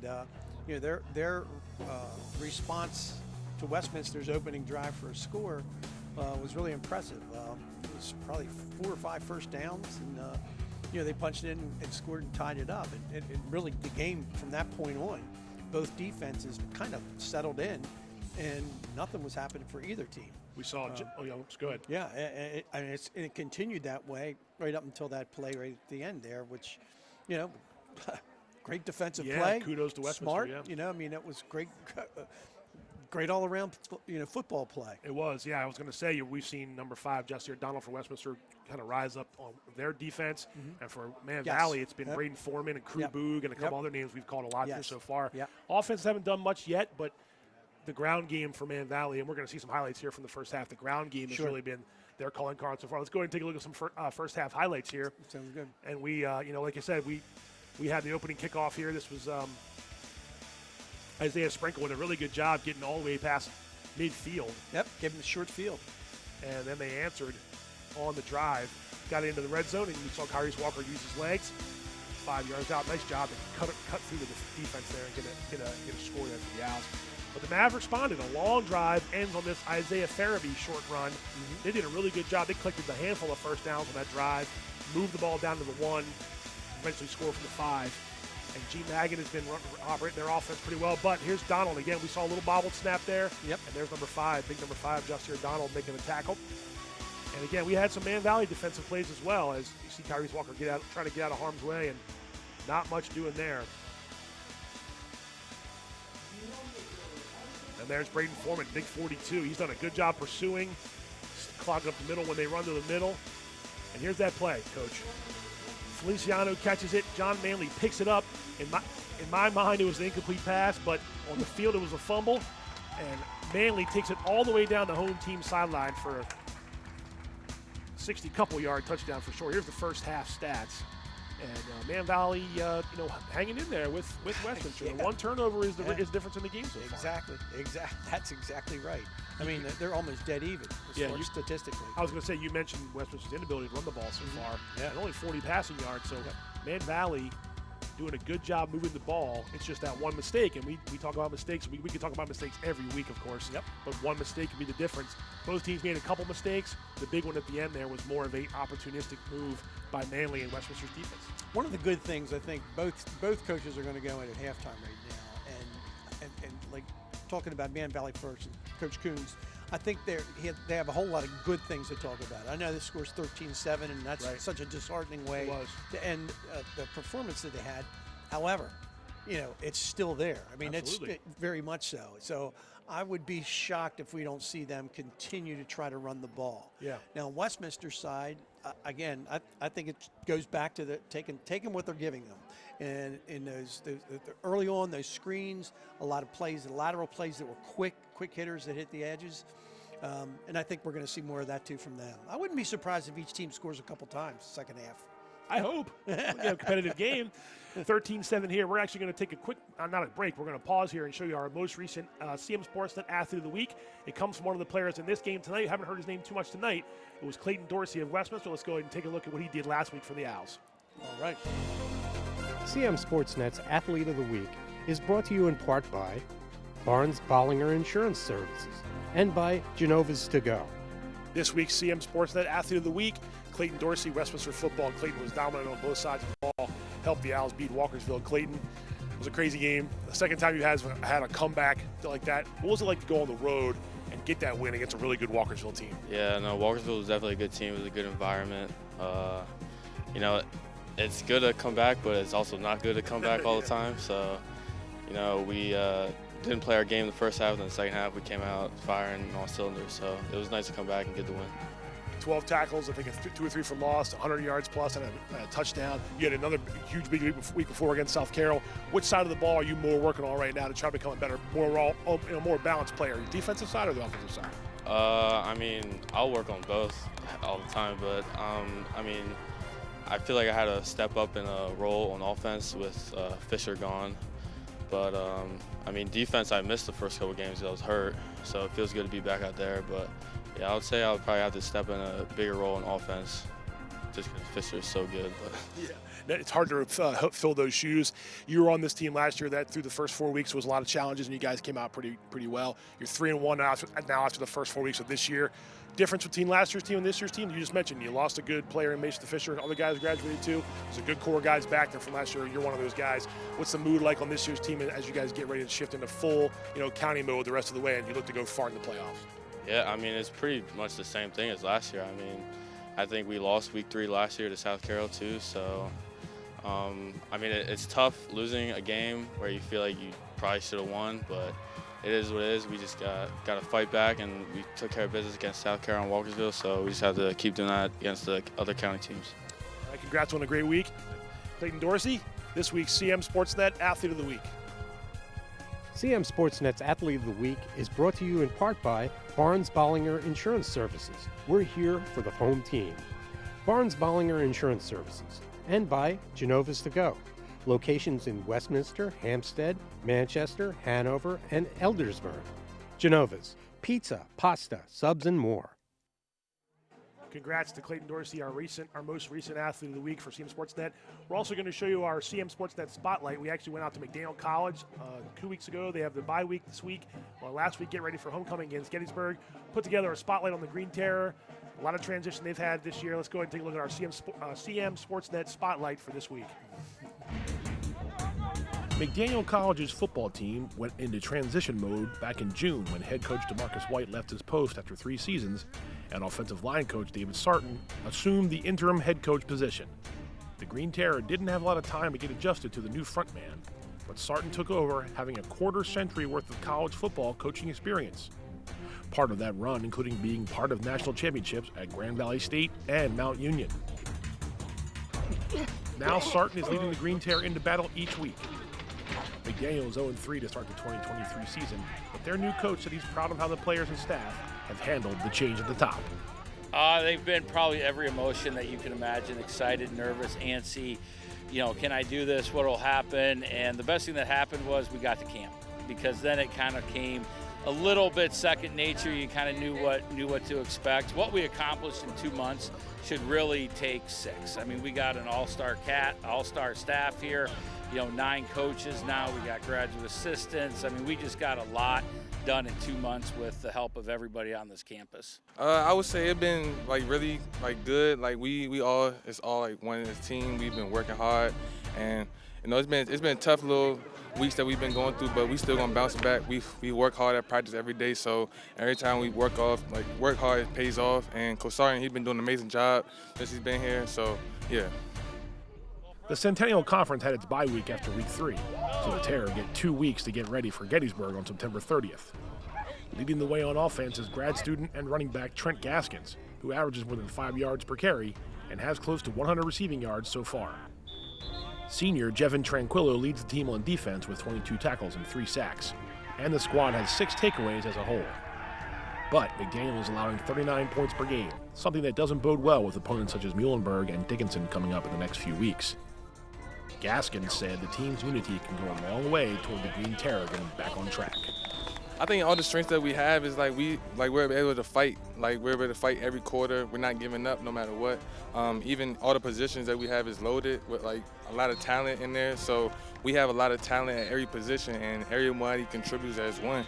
So we just stay together and keep the course, and we definitely can come out with the win. Sarton played his college football at Story Mount Union and was part of 2 national titles as a member of the Purple Raiders. As a coach, he has helped 4 different schools make a combined 6 NCAA playoff appearances.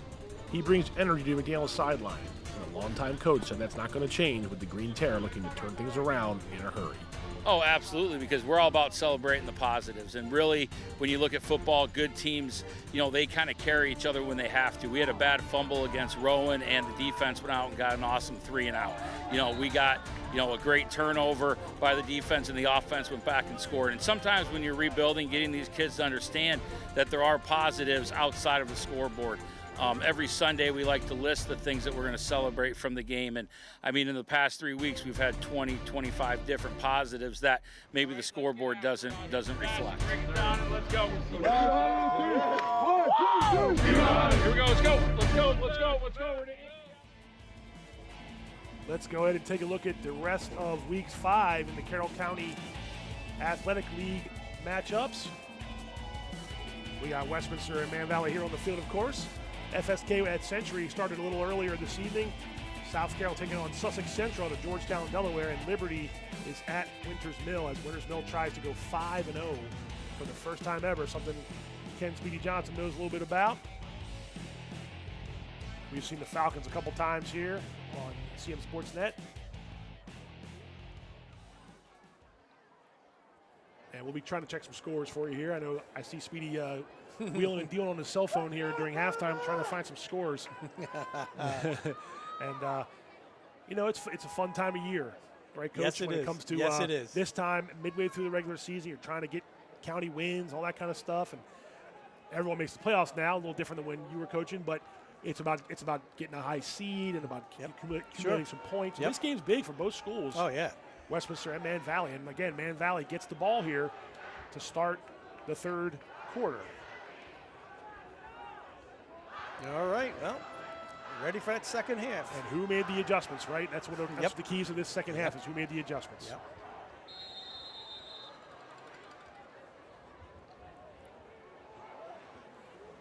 Wagner will kick it. And he drives one into the ground. Picked up by number 5, Matthew Ferran.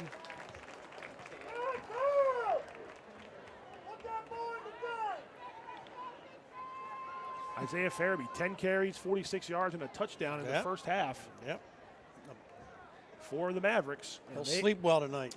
And they're back out onto the field on offense. And all right, if anything here, you wonder what they can do to sort of soothe themselves after giving up that defensive score. 1st and 10 from the 38, we'll call it. And the Owls fans already into the game, into the action as we start the third quarter. There's a flea flicker. Pitch back to Magan. Trying to get down to James Herndon off his hands. And incomplete. Fighting with Isaiah Sprinkle down the sideline. Herndon almost got himself back in play. That was about as close as you could get to it. Not happening. He had his hands on the ball, Coach. Yeah, 2 hands. Nice little play to start the quarter. Yeah. And a good throw from Magan. Oh, Herndon had both hands on that ball. But it's incomplete. Wow. Incomplete, 2nd and 10. I kind of like the play call, Coach. Yep. How about you? I definitely did.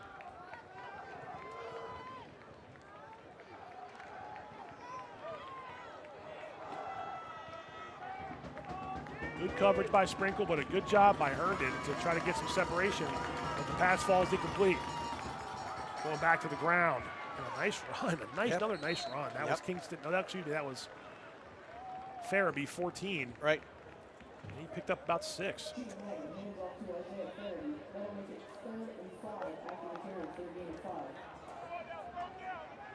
We'll call it 5. That's correct. 3rd and 5.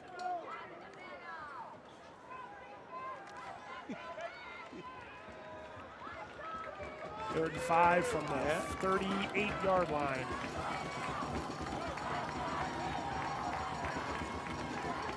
Magan hands off, and right up the gut goes. Oh, here's going to be a tester close. here. It's close. Really close. It's going to be a little short, I believe. We're sitting right on it. Yes, we are. That was nope, first down. Oh, no, they sit there. Here we go.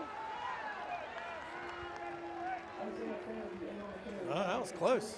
I thought it might have been a little short, but they gave him the first down. Yeah, hey. Remember, the referees are right even when they're wrong. It sounds like you've had that in your mind before. First and 10, Manchester Valley. Opening drive, third quarter. Ruby Field in Westminster. CMSportsNet Game of the Week. Magan fakes the handoff to Farabee. He's got Hayden Askew. Over top. Incomplete. He had beaten Sprinkle. That was a well-thrown ball by Magan. Extremely well delivered. And that's 2 now. Yeah. That receivers from Man Valley have had hands on. I can remember last year them scoring on a play like that to Blake Ray. Yes. Yep. That's a nice throw by Magan, and Askew had him beat. Just out of reach. You see Isaiah Farabee's numbers on the day. 12 carries, 56, averaging about 5 yards a clip. Yep. It shows. And there's Farabee again. And he gets around the end. And he steps out of bounds. He's close to another first down for Man Valley. I think he's a little short. He is a little short this time, I believe. Yeah. It's going to be a 3rd and 2, we'll call it. Yeah. So 3rd and 2. 10:22 going to go. We're still early here in the third quarter, but a big play here on this opening drive as the Westminster defense tries to keep Man Valley from moving the chains.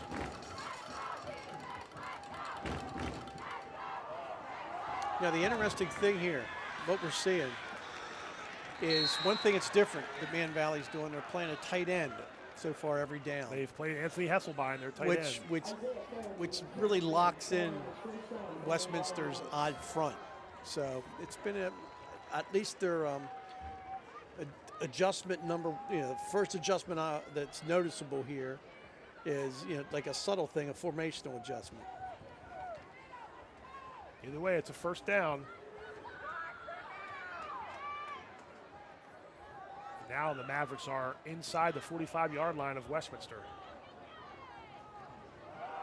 This can be. They're taking the back, taking the weak side. He cuts it back on the right side and gains some yards. So, I mean, you're the coach. Obviously, I've been watching games a long time. I don't know why you wouldn't go away from that until Westminster stops it. No.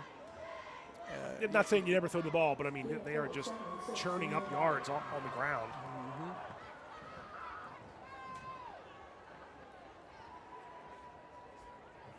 That was 4 yards on first down.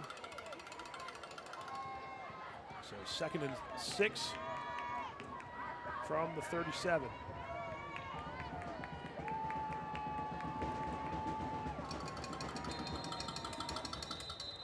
And we got a stop. What do we got here? Delay game. Oh.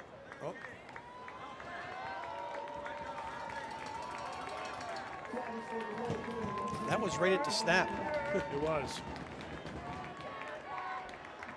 So 2nd and 11 now after the penalty.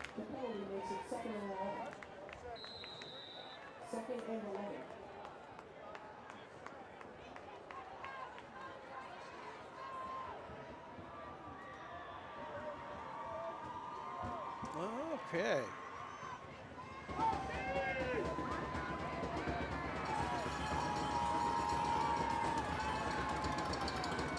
Farabee, gets away from Jalen Jones and finds a hole. I thought he was going to sneak through there. Well, we gave him a manageable 3rd down. It was a nice run by Farabee. Yep. Makes it 3rd and about 5. So picks up 6 yards on 3rd and long. Nice job. Farabee's done a good job tonight. Yes, he has. Jalen Jones had him for a second there on the right near line of scrimmage. Instead, like you said, 3rd and manageable.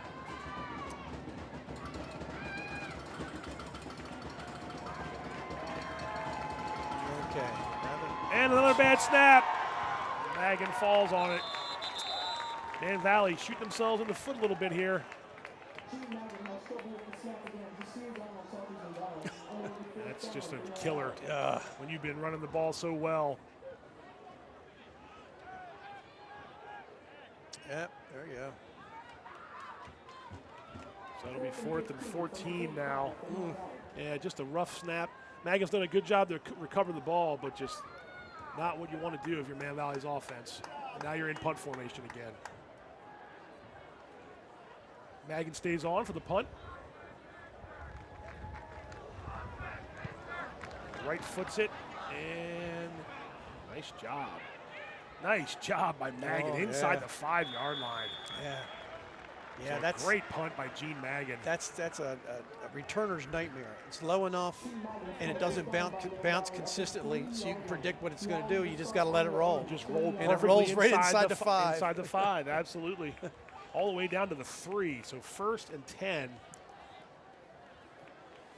And Man Valley's really done a lot of good things in this game, Coach, but the couple times they haven't have been big mistakes. The fumble and a couple really bad snaps that killed them on drives. And that's the score's reflecting that. Yeah, that's why it's 13-7. Yeah. All right, 1st and 10 Westminster now. Let's see how they do. Deep in their own end, the 3-yard line. Walker. Popped one in. Popped it out. Got to give him some room to run. Yeah. So good job by Kyrese Walker to get out of the shadow of the end zone. That's all 8 or 9 yard gain on 1st down. I think that play's been pretty successful tonight. He's hard to pick up when he gets behind those big linemen. It's just hard to find him. He also let the play develop, which is some of that IQ you're talking about. Yep, exactly. You don't want to try to tackle him in the open front. Good job by Askew there, number 9 for Man Valley to make the tackle, but he's a hard guy to bring down.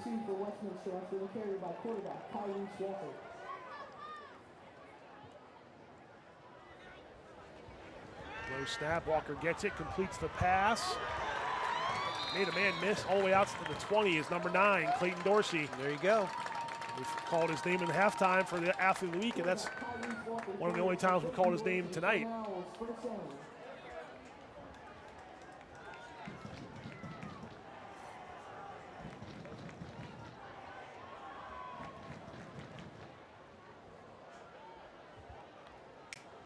See what happens in the first 2 plays so far. Much more reflective of what they did in that first drive to open the game with. Walker keeps. See, they're doing it again. Yep. Flag comes out, and Walker gets up. We got a flag on the far side of the field, I believe. And it looks like it's coming back.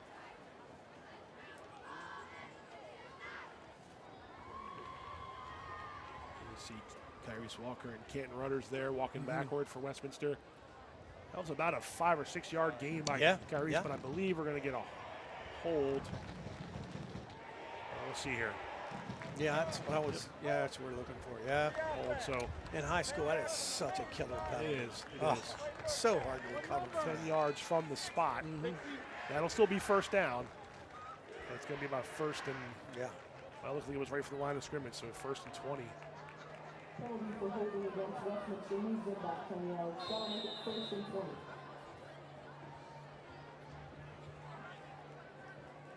Okay. So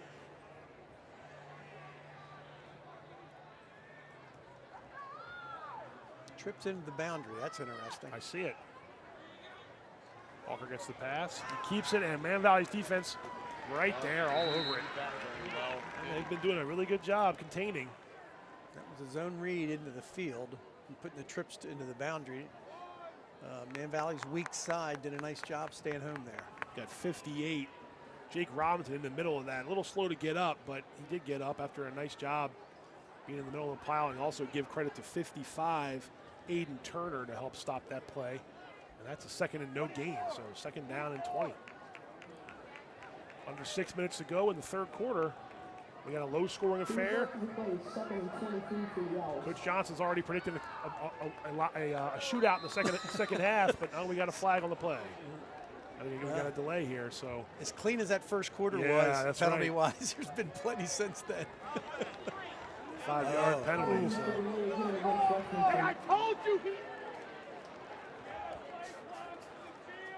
Little discombobulated out there right now, so that's back all the way inside the 5. High school football. High school football. That'll make it 2nd and 25 for the Owls.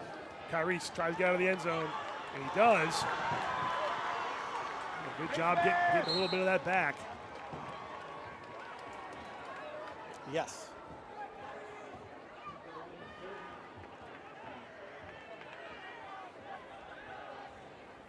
It'll be third down. Got the ball up to the 11, so.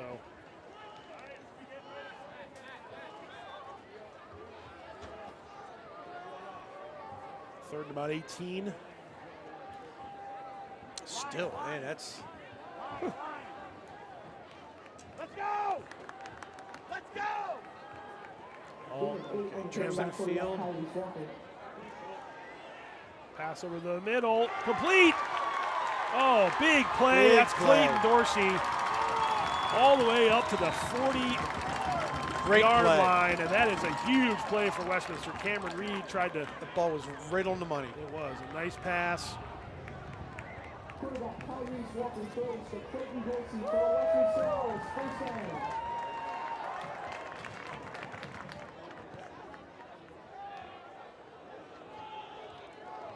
First down. Westminster up to the 40 on a 3rd and long. And there's a run again into the middle, and Man Valley stops it up pretty well. Yep.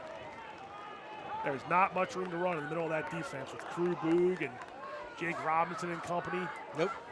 Give credit there to 25. That's Anthony Hesselbein, one of their linemen. And that's a 1-yard gain on 1st and 10, so it'll be a 2nd and 9 from the 40, we'll call it the 46-yard line. 4 minutes, coming up on 4 minutes to go in the 3rd quarter.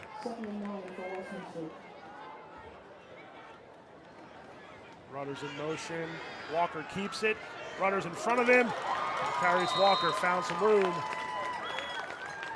And picked up a 1st down in to Man Valley territory.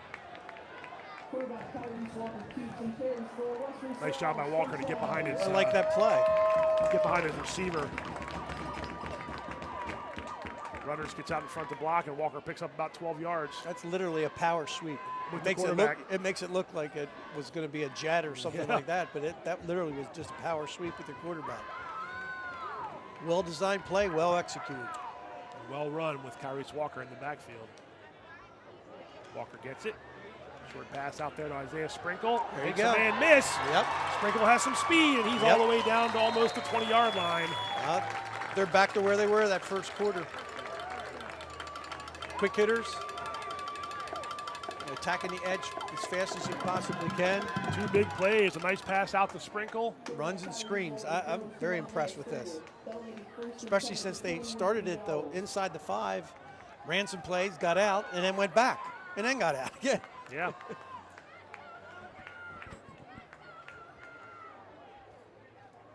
First and 10 at the 21-yard line of Manchester Valley.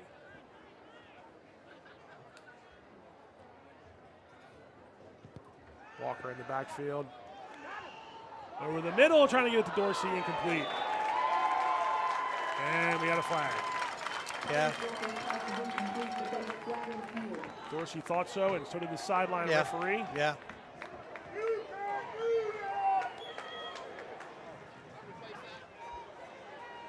And might be a hold on the defense.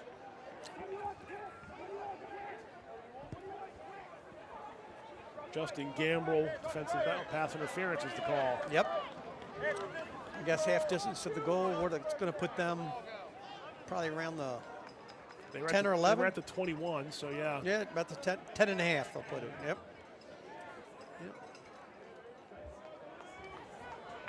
So a penalty pushes Westminster into the red zone. A defensive penalty. There you see Kyrese Walker, only 16 yards rushing, but 100 yards passing. Yep. He does have the rushing touchdown, but Man Valley's defense to this point done a really good job containing him on the ground.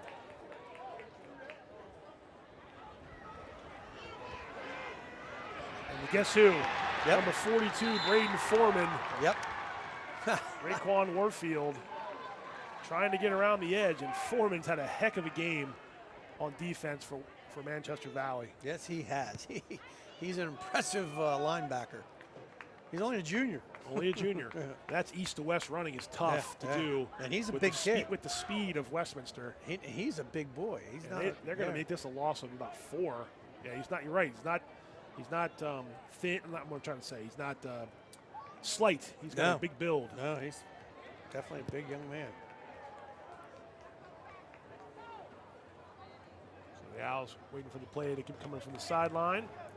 Jadon Segree is the running back to the left of Kyrese Walker. And it's 2nd and 14 with 2:20 to go. Walker going to keep it up the middle. Get a little bit of that lost yardage back. So it'll be 3rd and, let's call it 12. So pick up 3. Man Valley's defense has done the job when it comes to the ground game of Westminster. Yeah, I'm shocked when you showed me those stats. He only had a small amount of yardage he had on the ground. 16 yards rushing. Yeah, because it sure seems like more than that, doesn't it? It does. And we got a flag, and I think maybe somebody moved on the line. Yep, false start. Oh, so that backs him up 5 and makes it a 3rd and 17. Oof. So it's been a little bit of a mistake football here on both sides. Yes, some it snaps has. and some penalties. This drive is just amazing. Taking up some time. Yeah, and it just keeps doing the same yardage over and over too. I mean, it's probably been a 120-yard drive so far. Yeah.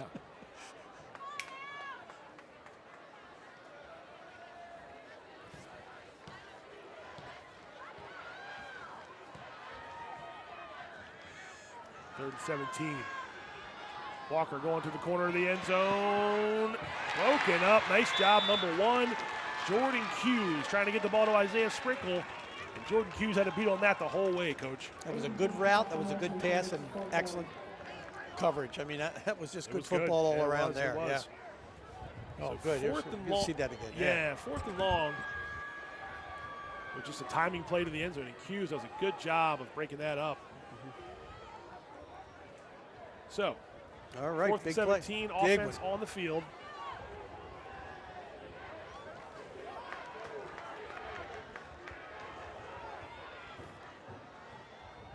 Fakes the handoff, Walker rolls. Wheel route. Tried to get it to Segree, and I believe Hayden Askew had it bounce off his hands.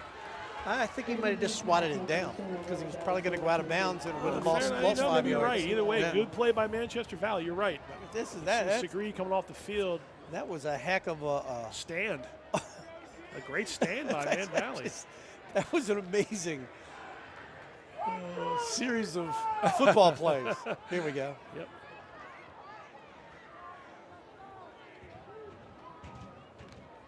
Yeah, I'm not sure. Yeah, but either way, it was a deflected pass. A good play call. Yeah. But Man Valley was there to snuff it out, and they get the ball now with 1:18 to go. And back to the ground we go. There you go. Westminster leads this game 13-7, Coach, but it certainly doesn't feel like it. No, it definitely does not feel like it at all. It feels like we're tied, or even Man Valley would have the lead. Yeah. It was that one big mistake on defense, or offense, where they had to fumble. That's it. That's the difference in the game so far. Yeah, that's it. 2nd and 6 now after that run by Farabee.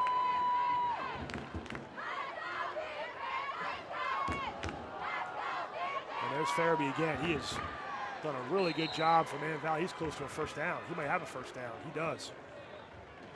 Yep. There's another one.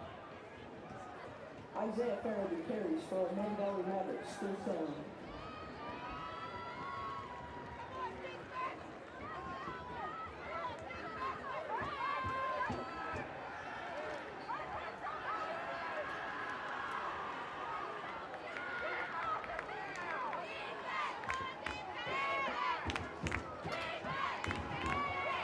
Nice job, Josier Donald. Farabee going nowhere. Thanks to Josier Donald. We've heard it called.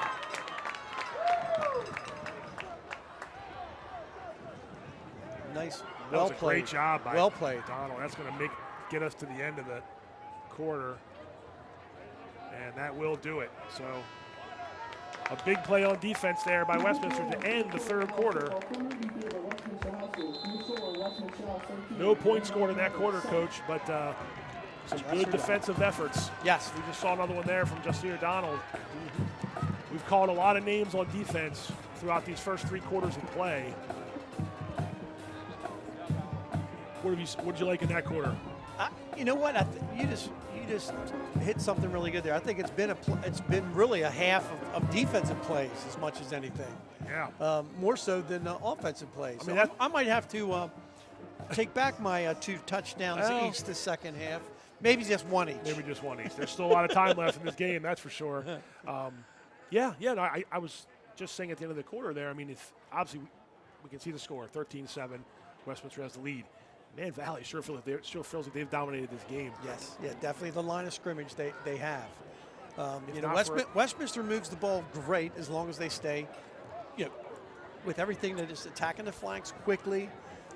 Anything that's a slower developing play hasn't been effective, and running the ball, with Tyrese inside, not the running backs inside. No, correct. Jadon Segre has done a little bit of running here, but it's mostly been Kyrese Walker. But we've had a defensive slugfest here through 3 quarters. Yeah, really, 13-7. Literally, it's a 7-7 game. Other than Farabee was closing on 100 yards rushing in this game. So here we go, 2nd and 13. As we start the 4th quarter, and there's Farabee. Gets out of bounds.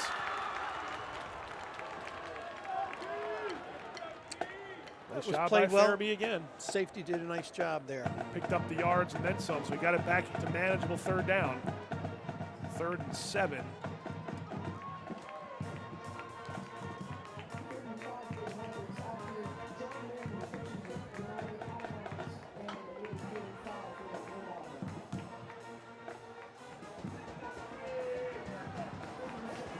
All right, Gene Maggin in the shotgun. Farabee behind him. Fakes the handoff. Gets it out to the flat, completed. Big catch. Number 33, Nicholas Loprito. Not used much on offense, but that got the job done. That's a 1st down. Nice job by Loprito. Yeah, for the most part, he's a blocking back. He is. Yeah, nice job, too. That's a tough catch to go over your shoulder like that. Up to the 40-yard line. Man, Valley's had a handful of these plays, Coach, where they just needed to make something happen, and they got it done. If not for those snaps over the head, who knows? Who knows? Farabee, Donald had a hand on Farabee, but he snuck in. Got a couple yards there.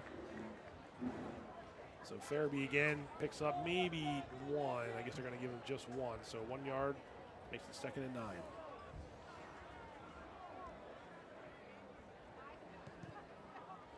Big crowd and into the game from basically the opening kickoff. A lot of cars over there to our right in the parking lot. They've seen a good one here so far, Coach. Yes, they have. They got their money's worth. They did.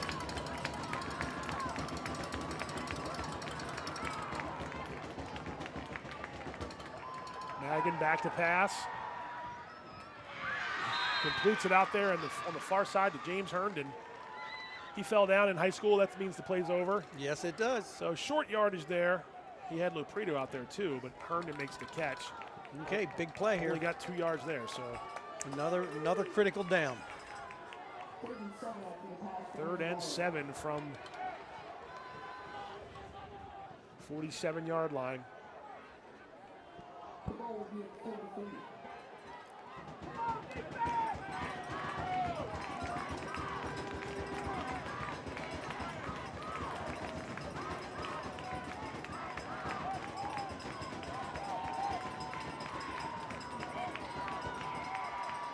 Maggin. Oh, trying to get a screen set up. And number 7, Cooper Whitcomb, had none of it. Good job by Whitcomb to break that up. Big play. It was a big play. Got a big paw up, otherwise that could have been something there on a screen. Yep, they had it set up. Westminster's defense has definitely come to rise up when they need it the most. Yeah, it has been big plays on defense. Maggin punt, nice job. Inside the 30, that's a catch. And a nice job getting up to midfield. All the way up to midfield. See that net? It's a punt that nets you 6 yards, 7 yards. Don't forget, next week we will be back for our CM Sportsnet Game of the Week. South Carroll travels to Winters Mill October the 6th. A game that Coach Johnson will have eyes on, I'm sure. Oh, for sure. Our pregame show will begin at 6:45, and kickoff will be at 7 at South Carroll at Winters Mill from Big Mill in Westminster.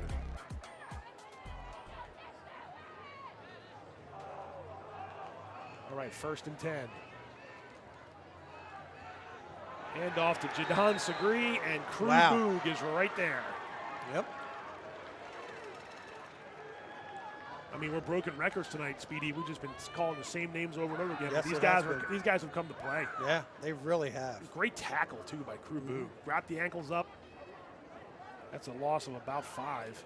All right, and so far the stat sheet is bearing out that it's been such a good defensive football game. No doubt about that. 2nd and 15 from the 46-yard line. Walker's going to keep it, try to get some of that back. He finds some room. He gets past Cameron Reed. He's off to the races. He cuts back inside. That's a huge run. Biggest run of the day. Yep. Big play. Well done. Biggest run of the day for Westminster, and it gets them deep into Man Valley territory.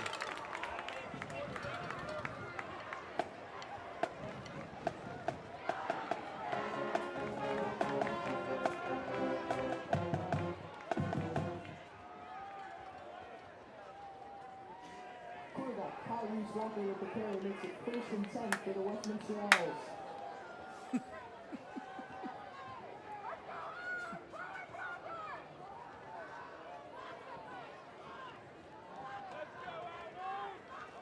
Fisher's trying to do this like 5 doing times. the best they can to try to start the clock up. Out of bounds run there. 8:30 to go. So Westminster, that huge run by Walker, they needed that just to give them a jolt on offense. Now they are down in, closing in on the red zone. Picked up about 5 yards.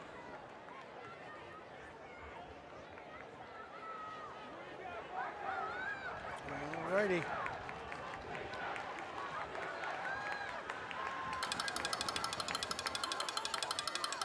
Segree cuts it back. Nice job by Jadon Segree to cut it back. He got close to first down. Yeah. He did, first down. Yep. Excellent cut. First down, yep. And so when they needed a couple big plays here,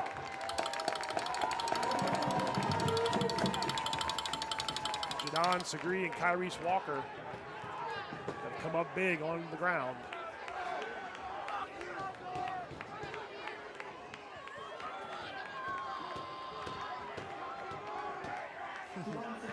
First and 10.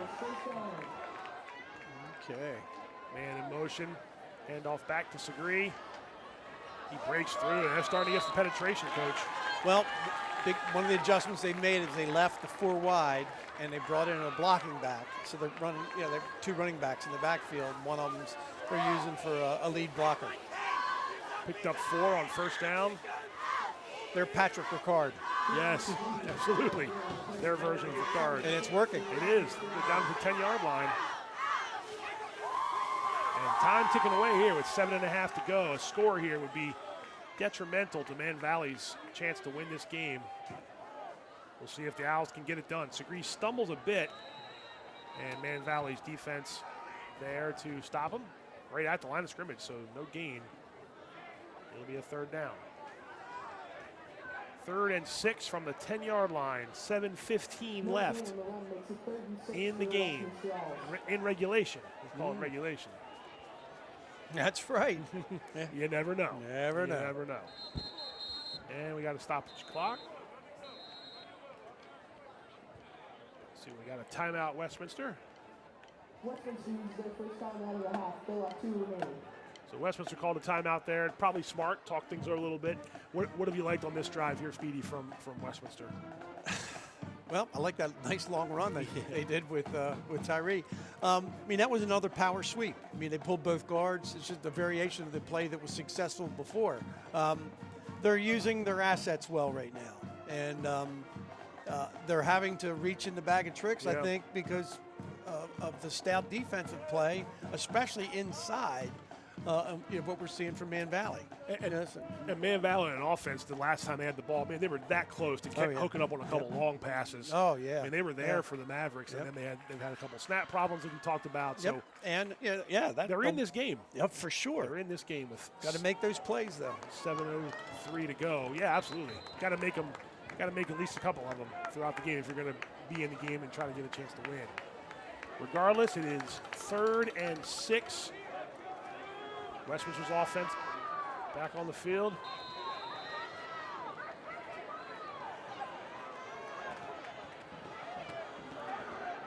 Receiver in motion. Walker keeps it.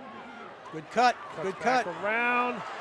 Finds his way into the end zone. Nice run. That was pretty. For a touchdown. That was all Kyrese Walker right there. Yes, it was. Well, that's the best player on the field.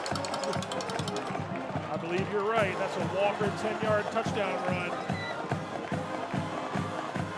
Just being able to use some skills and get through Man Valley's defense.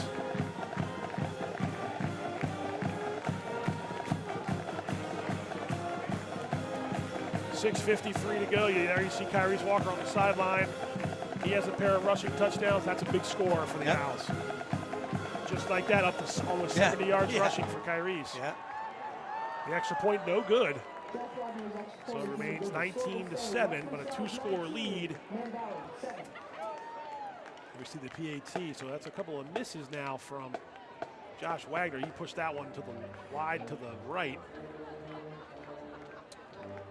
2 missed extra points, but the 2 touchdown, the 2-score lead now for Westminster Speedy. That's look, there's still a lot of time left. Anything can happen, but that score, that drive, that's what we expected to see Westminster do here, I think, in this game. Yeah, and like we said early on, and before the game started, Man Valley had to play really mistake-free.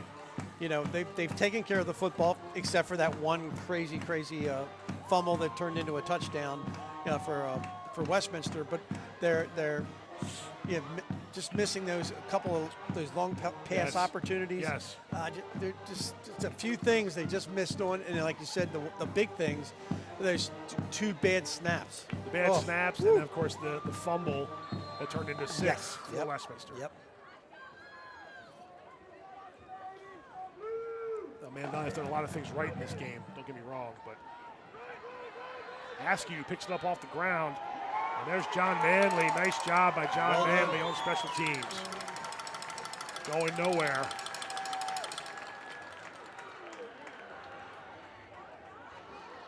John Manley had himself a night. He had the fumble recovery for a touchdown, and a good job there on special teams. Yeah, he's been in a lot of tackles, too. Heard his name, yeah. Here he comes in flying on the sideline. Good job by Manley to make that tackle. Cooper Whitcomb was also there just in case, but now they push Man Valley back to the 25-yard line, so you got to score in a hurry, but if you've been doing such a good job on the ground game, you don't want to abandon it too much, but you know you have to go into the air here at some point. Yep.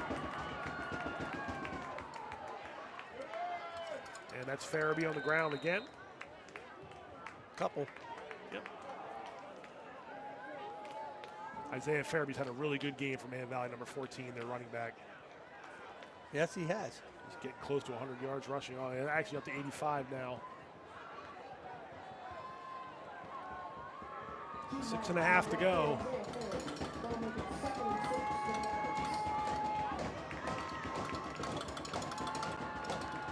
Man Valley's got to start hurrying things up a little bit, I think. Baggin going to go back to throw it. Completes the pass. Well, good job, first down there. Yep.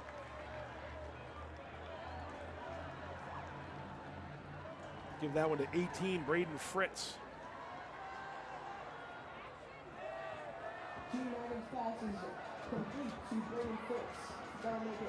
Yep, minimize the time in and out of the huddle at this point in the game.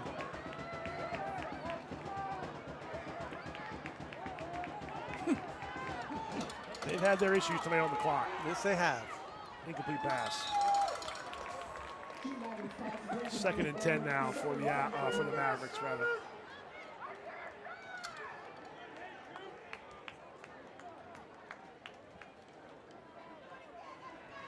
2nd and 10 after the incomplete pass. Stops the clock. 5:54 to go. They're not an offense coach. I don't think they can go down the field in big chunks, but they can get the ball in the air down the field. Yep. Yes. Do you have to look a couple times down the field? You got to score. You got to get the ball back. Yeah. Yes. You have to do things that are your best chance or best opportunity to get big chunks. Now, that's a good call. Screen to Farabee. Excellent call. Up to midfield. Tackle made by number 31, Seth Combs. Well, that's a first down for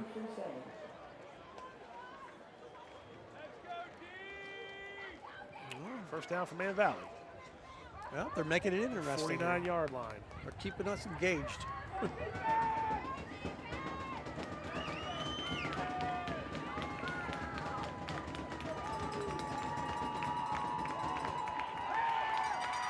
Pump fake from Magan. Going deep. Braden Fritz has it. Braden Fritz inside the 10-yard line. So very nice. Pretty. Very nice indeed. And a first down for the Mavericks. Nice hitch by Magan to maybe make the defender bite. Yep. First and 10. First and goal at the 4-yard line for Man Valley. 8-yard line for Man Valley. First down.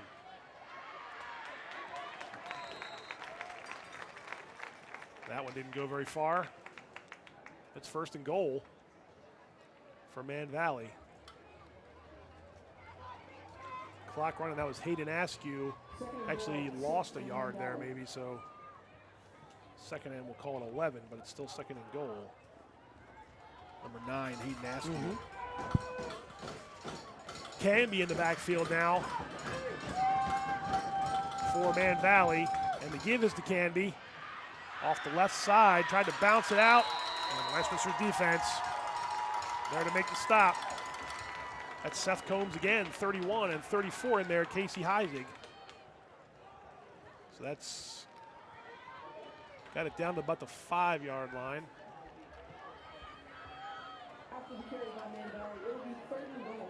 So I think the last play, I misspoke. I thought it was a loss of yards, but it was not. Yeah, they got a couple. They got a couple. Yeah, so they're down to the 5. Yep. Third and goal from the 5.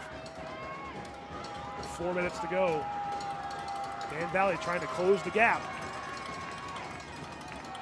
Magan back to throw over the middle. Receiver fell down. Tried to get it to that Askew, number 9. I don't know if he slipped and fell down.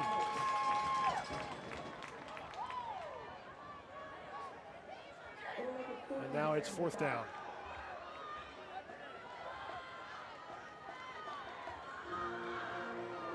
Yeah, I couldn't tell if he slipped, but good coverage there by Westminster. And 4th and 5 here. Not officially the game, but essentially could seal the deal just because Man Valley has to score twice here. 4 minutes to go, and the Owls fans getting up on their feet, making some noise.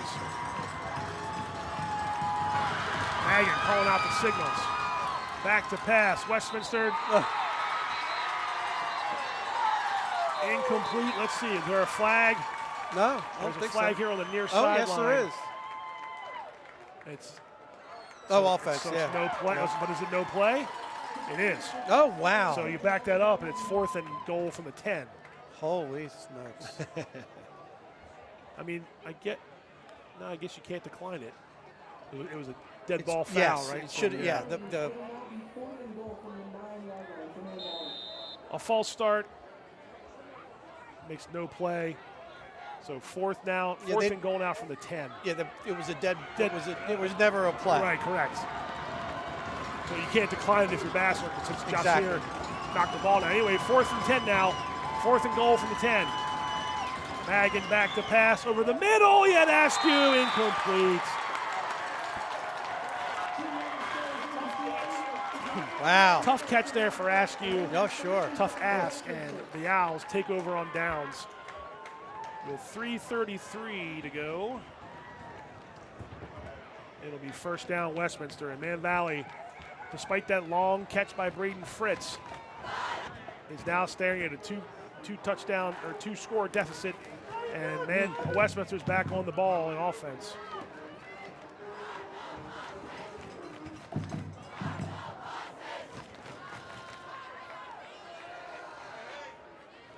Westminster getting closer to improving to 4-1 on the season, just the same record they had last year after this game against Man Valley.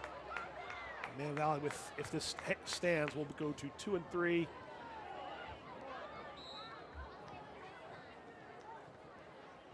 One and 2 in county play. That was a handoff there up the middle to Segree.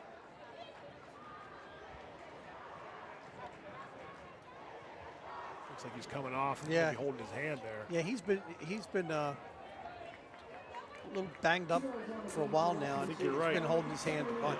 Jack Hitchcock comes back in. It's 2nd and 8.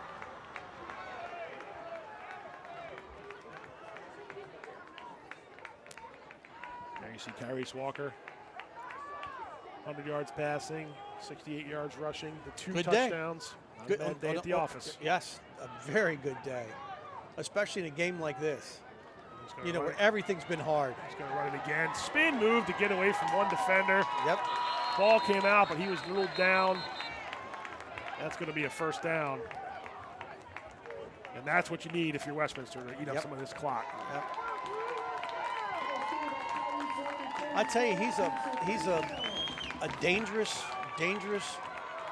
offensive weapon that Westminster has, and he's really come into his own. Justin Gamble. He is fun to watch. He is fun to watch. Justin Gamble from Man Valley had him in his sights, and he pulled the Lamar Jackson spin move there to get a couple more yards and pick up a first down. So 1st and 10. Westminster can take their time. Man Valley can stop the clock twice with timeouts. Oh, I'm sorry, all 3 times with timeouts. I don't believe they've used one this half, but Coach Kuhn's going I don't think so either. Coach Kuhn's going to hold on to him here right now. 1st and 10. Walker keeps it. And he's got room to run. Grass Monster got him, but not before another first down.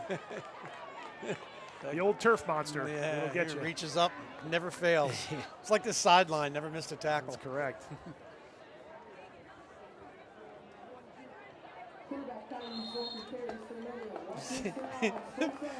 We're trying, guys. We're trying. That poor official's going to need a rotator cuff surgery. His signals haven't quite been coming up to the booth. Haven't quite been following the play here, but it's understandable. Yeah, looks like some youthful. Could be. Kind of, you know. They're watching the game. Yeah.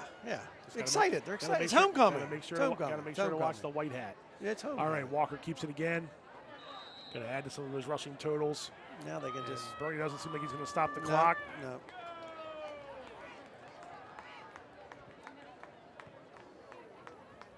Coach, it wasn't maybe the prettiest thing you've ever seen if you're Westminster's fans and their sideline and their coaches and players, but they're going to wind up here getting the job done and getting the W.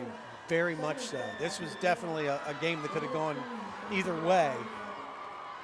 That's a gutsy win. It is, and I thought I'll also say, and you can chime in there. I think a gutsy performance by Man Valley too. Oh, for sure. A really good job on offense. Yeah. I think they're going to be a competitive team. They're going to make things happen. Nice play there on defense there to try to, and they stop the clock now. That's Cameron Reed, number 20, on the tackle. That's a loss there. Tackle for loss. Good job set.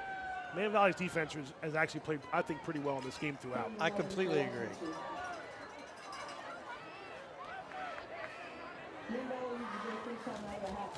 So each team has used a timeout now. We have 45 officially, 45 seconds left. I think what Westminster did a good job of was, again, they got back to taking what the other team gives you, and you know, they're using their quarterback's effectiveness with his feet. And to me, that's been the difference in the game, and they've really done that in the second half. They did it in that first quarter.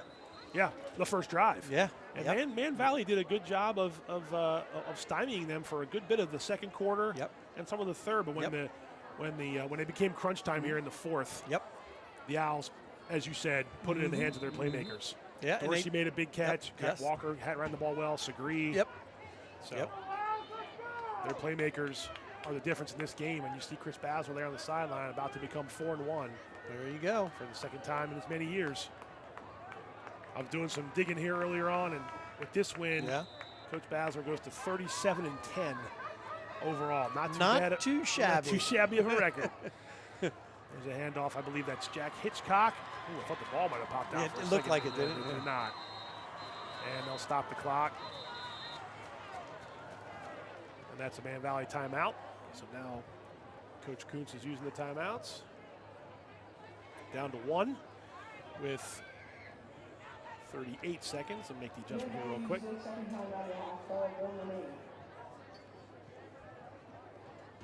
So there we go, 38 seconds left. It'll be a 4th and 12? We'll call it 12, yep.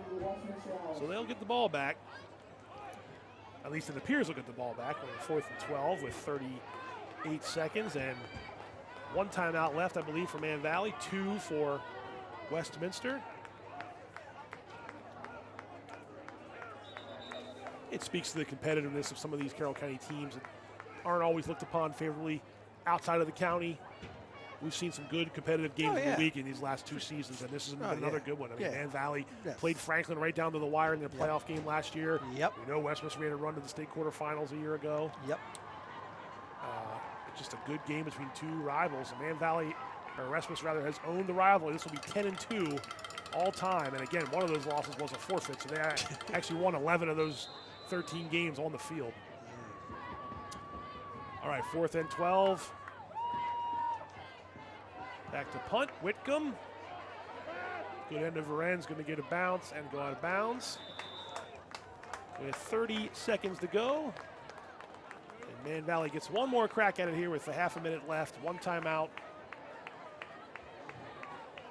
And we'll chat real quickly here in the post game, but obviously just your thoughts on, if you're Coach Kuntz and when we break this huddle here at the end, you're going to feel pretty proud of how they did, but also you're going to lament a couple of those mistakes. Yeah. Yes. You have to do that. It's a teaching moment, but you don't. It's their effort was there. Oh, absolutely. You know, and you know, can the performance be more polished? Sure. Yeah. Yes, for sure. Yeah. Could a few more things have been done a little bit better with a little bit more success? Sure. Right. Would that have changed the outcome of the game? Perhaps. Maybe, who knows? Maybe. But you want to stay as positive as you possibly can. Right. Magan throws complete to James Herndon.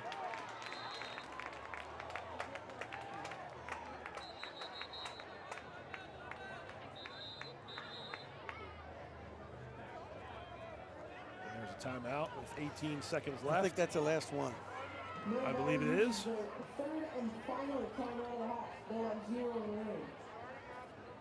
So that's the end of the timeouts for Man Valley. They can't stop it again. It's 1st and 10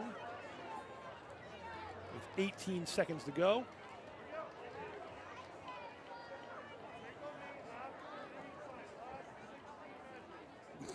Don't forget, we've got some boys soccer action coming up next week. We'll be at Century High School to see a pivotal boys matchup between Manchester Valley and Century on Monday, October 2nd at 6:30. We'll have a live stream of that game for you. And we will have the highlights for that game afterward, and also we'll include those highlights in our weekly Game On show that comes out on Wednesdays at 7 p.m. So Man Valley at Century, a couple of good boys soccer teams squaring off from Eldersburg on Monday the 2nd. All right, 1st and 10. 45-yard line, 18 seconds to go here. Westminster trying to hang on, wrap this up, and go to 4-1 and stay undefeated in county play. Over the middle, incomplete. Trying to get it to James Herndon. John Manley on the coverage. And we're down to 14 seconds left, 2nd and 10.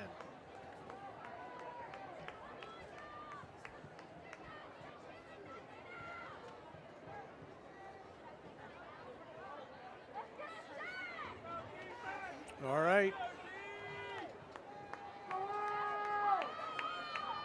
2nd and 10.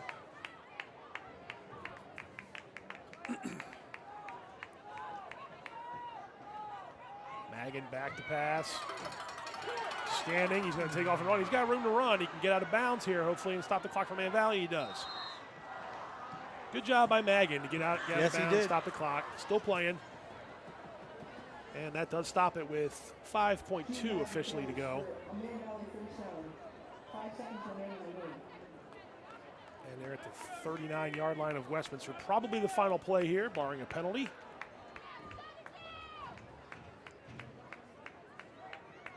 It was a smart run. Mm-hmm. Smart Nobody run, there, a don't smart take play. the sack, right? Yep. That kind of thing.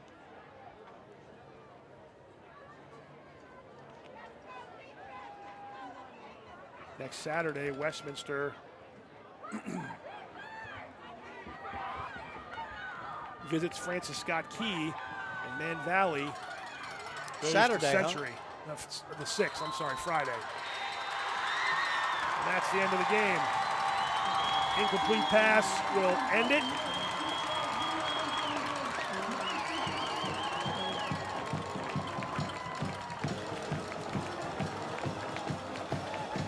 That's your final score. Westminster goes to 4-1. And 2-0 in the county.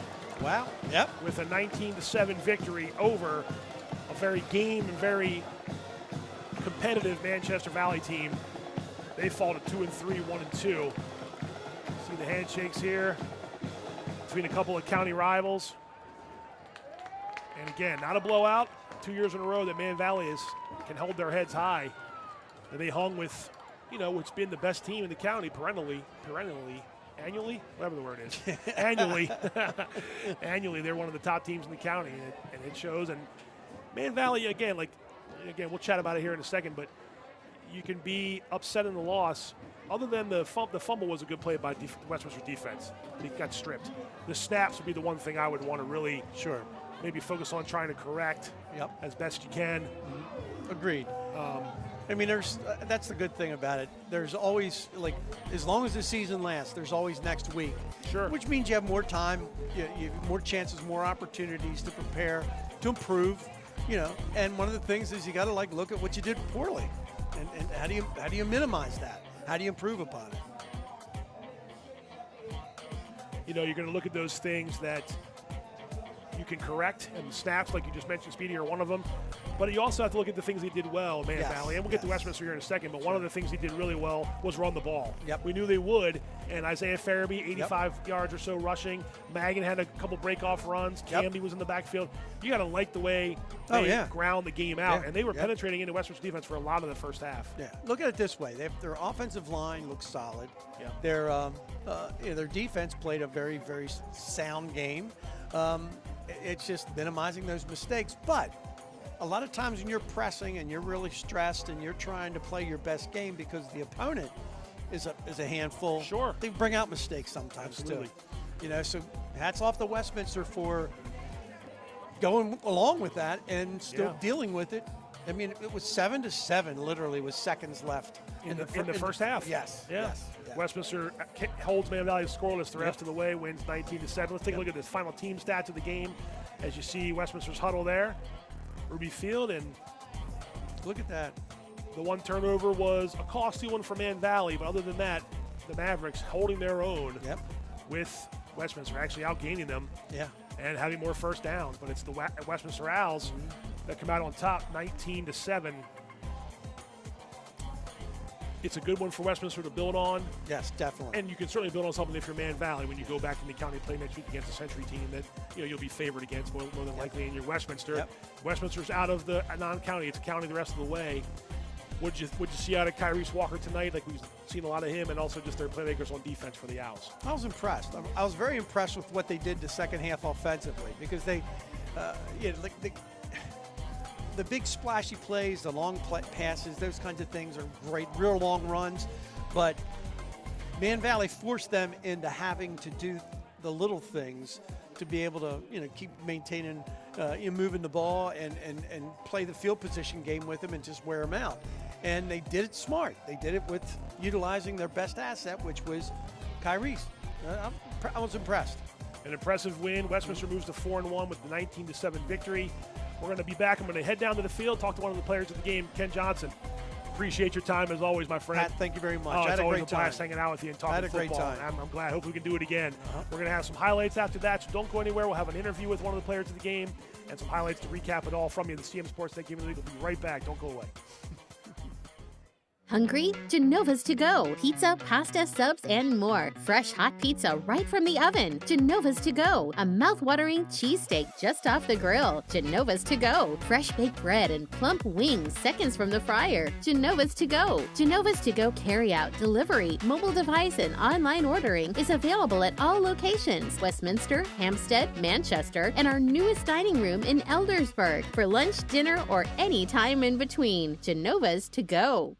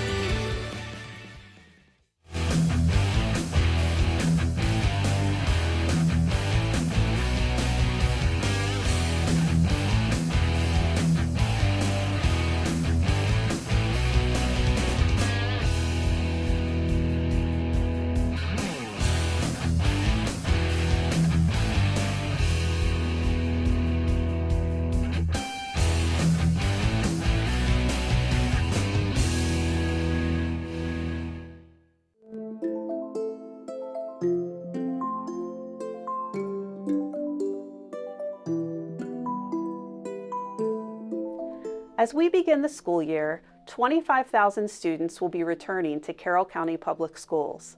While this is an exciting time for those of us in the school system, we do want to remind the community that our #1 priority is keeping our students safe.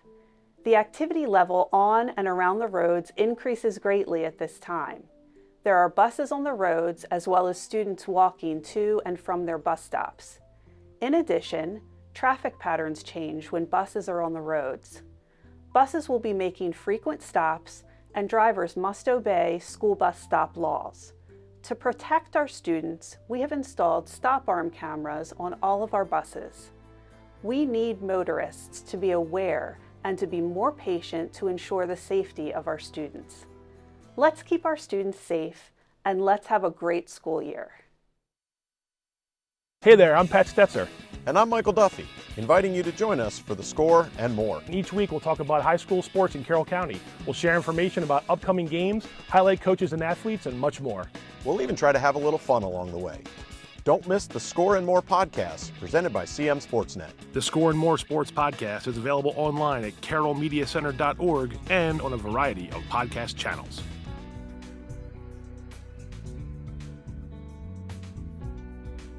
Skill, dedication, leadership. Just a few of the things it takes to be named CM Sportsnet's Athlete of the Week. Hi, I'm Pat Stoetzer. Each week, CM Sportsnet recognizes an outstanding player for their contribution to their sport. Meet some of Carroll County student athletes and join us as we celebrate their performance, impact, and outstanding accomplishments. We weren't going to let it go. The CM Sportsnet Athlete of the Week is sponsored by Genova's To Go, locations in Westminster, Hampstead, Manchester, Hanover, and Eldersburg. Genova's, pizza, pasta, subs, and more. Hungry? Genova's to go. Pizza, pasta, subs, and more. Fresh hot pizza right from the oven. Genova's to go. A mouth-watering cheesesteak just off the grill. Genova's to go. Fresh baked bread and plump wings seconds from the fryer. Genova's to go. Genova's to go carry-out, delivery, mobile device, and online ordering is available at all locations. Westminster, Hampstead, Manchester, and our newest dining room in Eldersburg. For lunch, dinner, or any time in between. Genova's to go.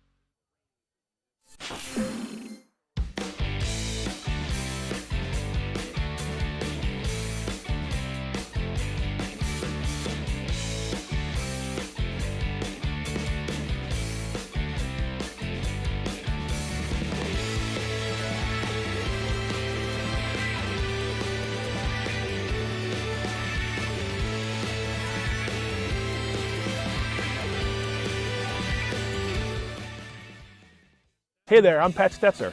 And I'm Michael Duffy, inviting you to join us for The Score and more. Each week we'll talk about high school sports in Carroll County. We'll share information about upcoming games, highlight coaches and athletes, and much more. We'll even try to have a little fun along the way.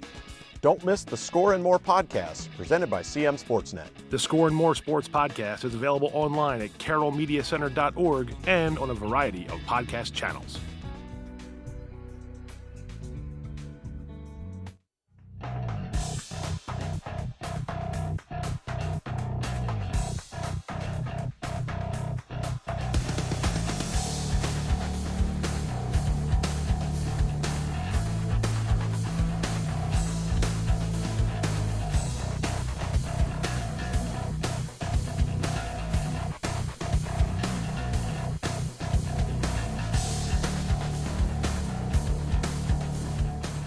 Here we are, Jusir O'Donnell, one of the defensive stars for Westminster, beating Man Valley 19-7. Jusir, close game in the first half. Your defense goes out and makes a play at the end of that half. What did that do for you guys, momentum-wise, just give you that confidence?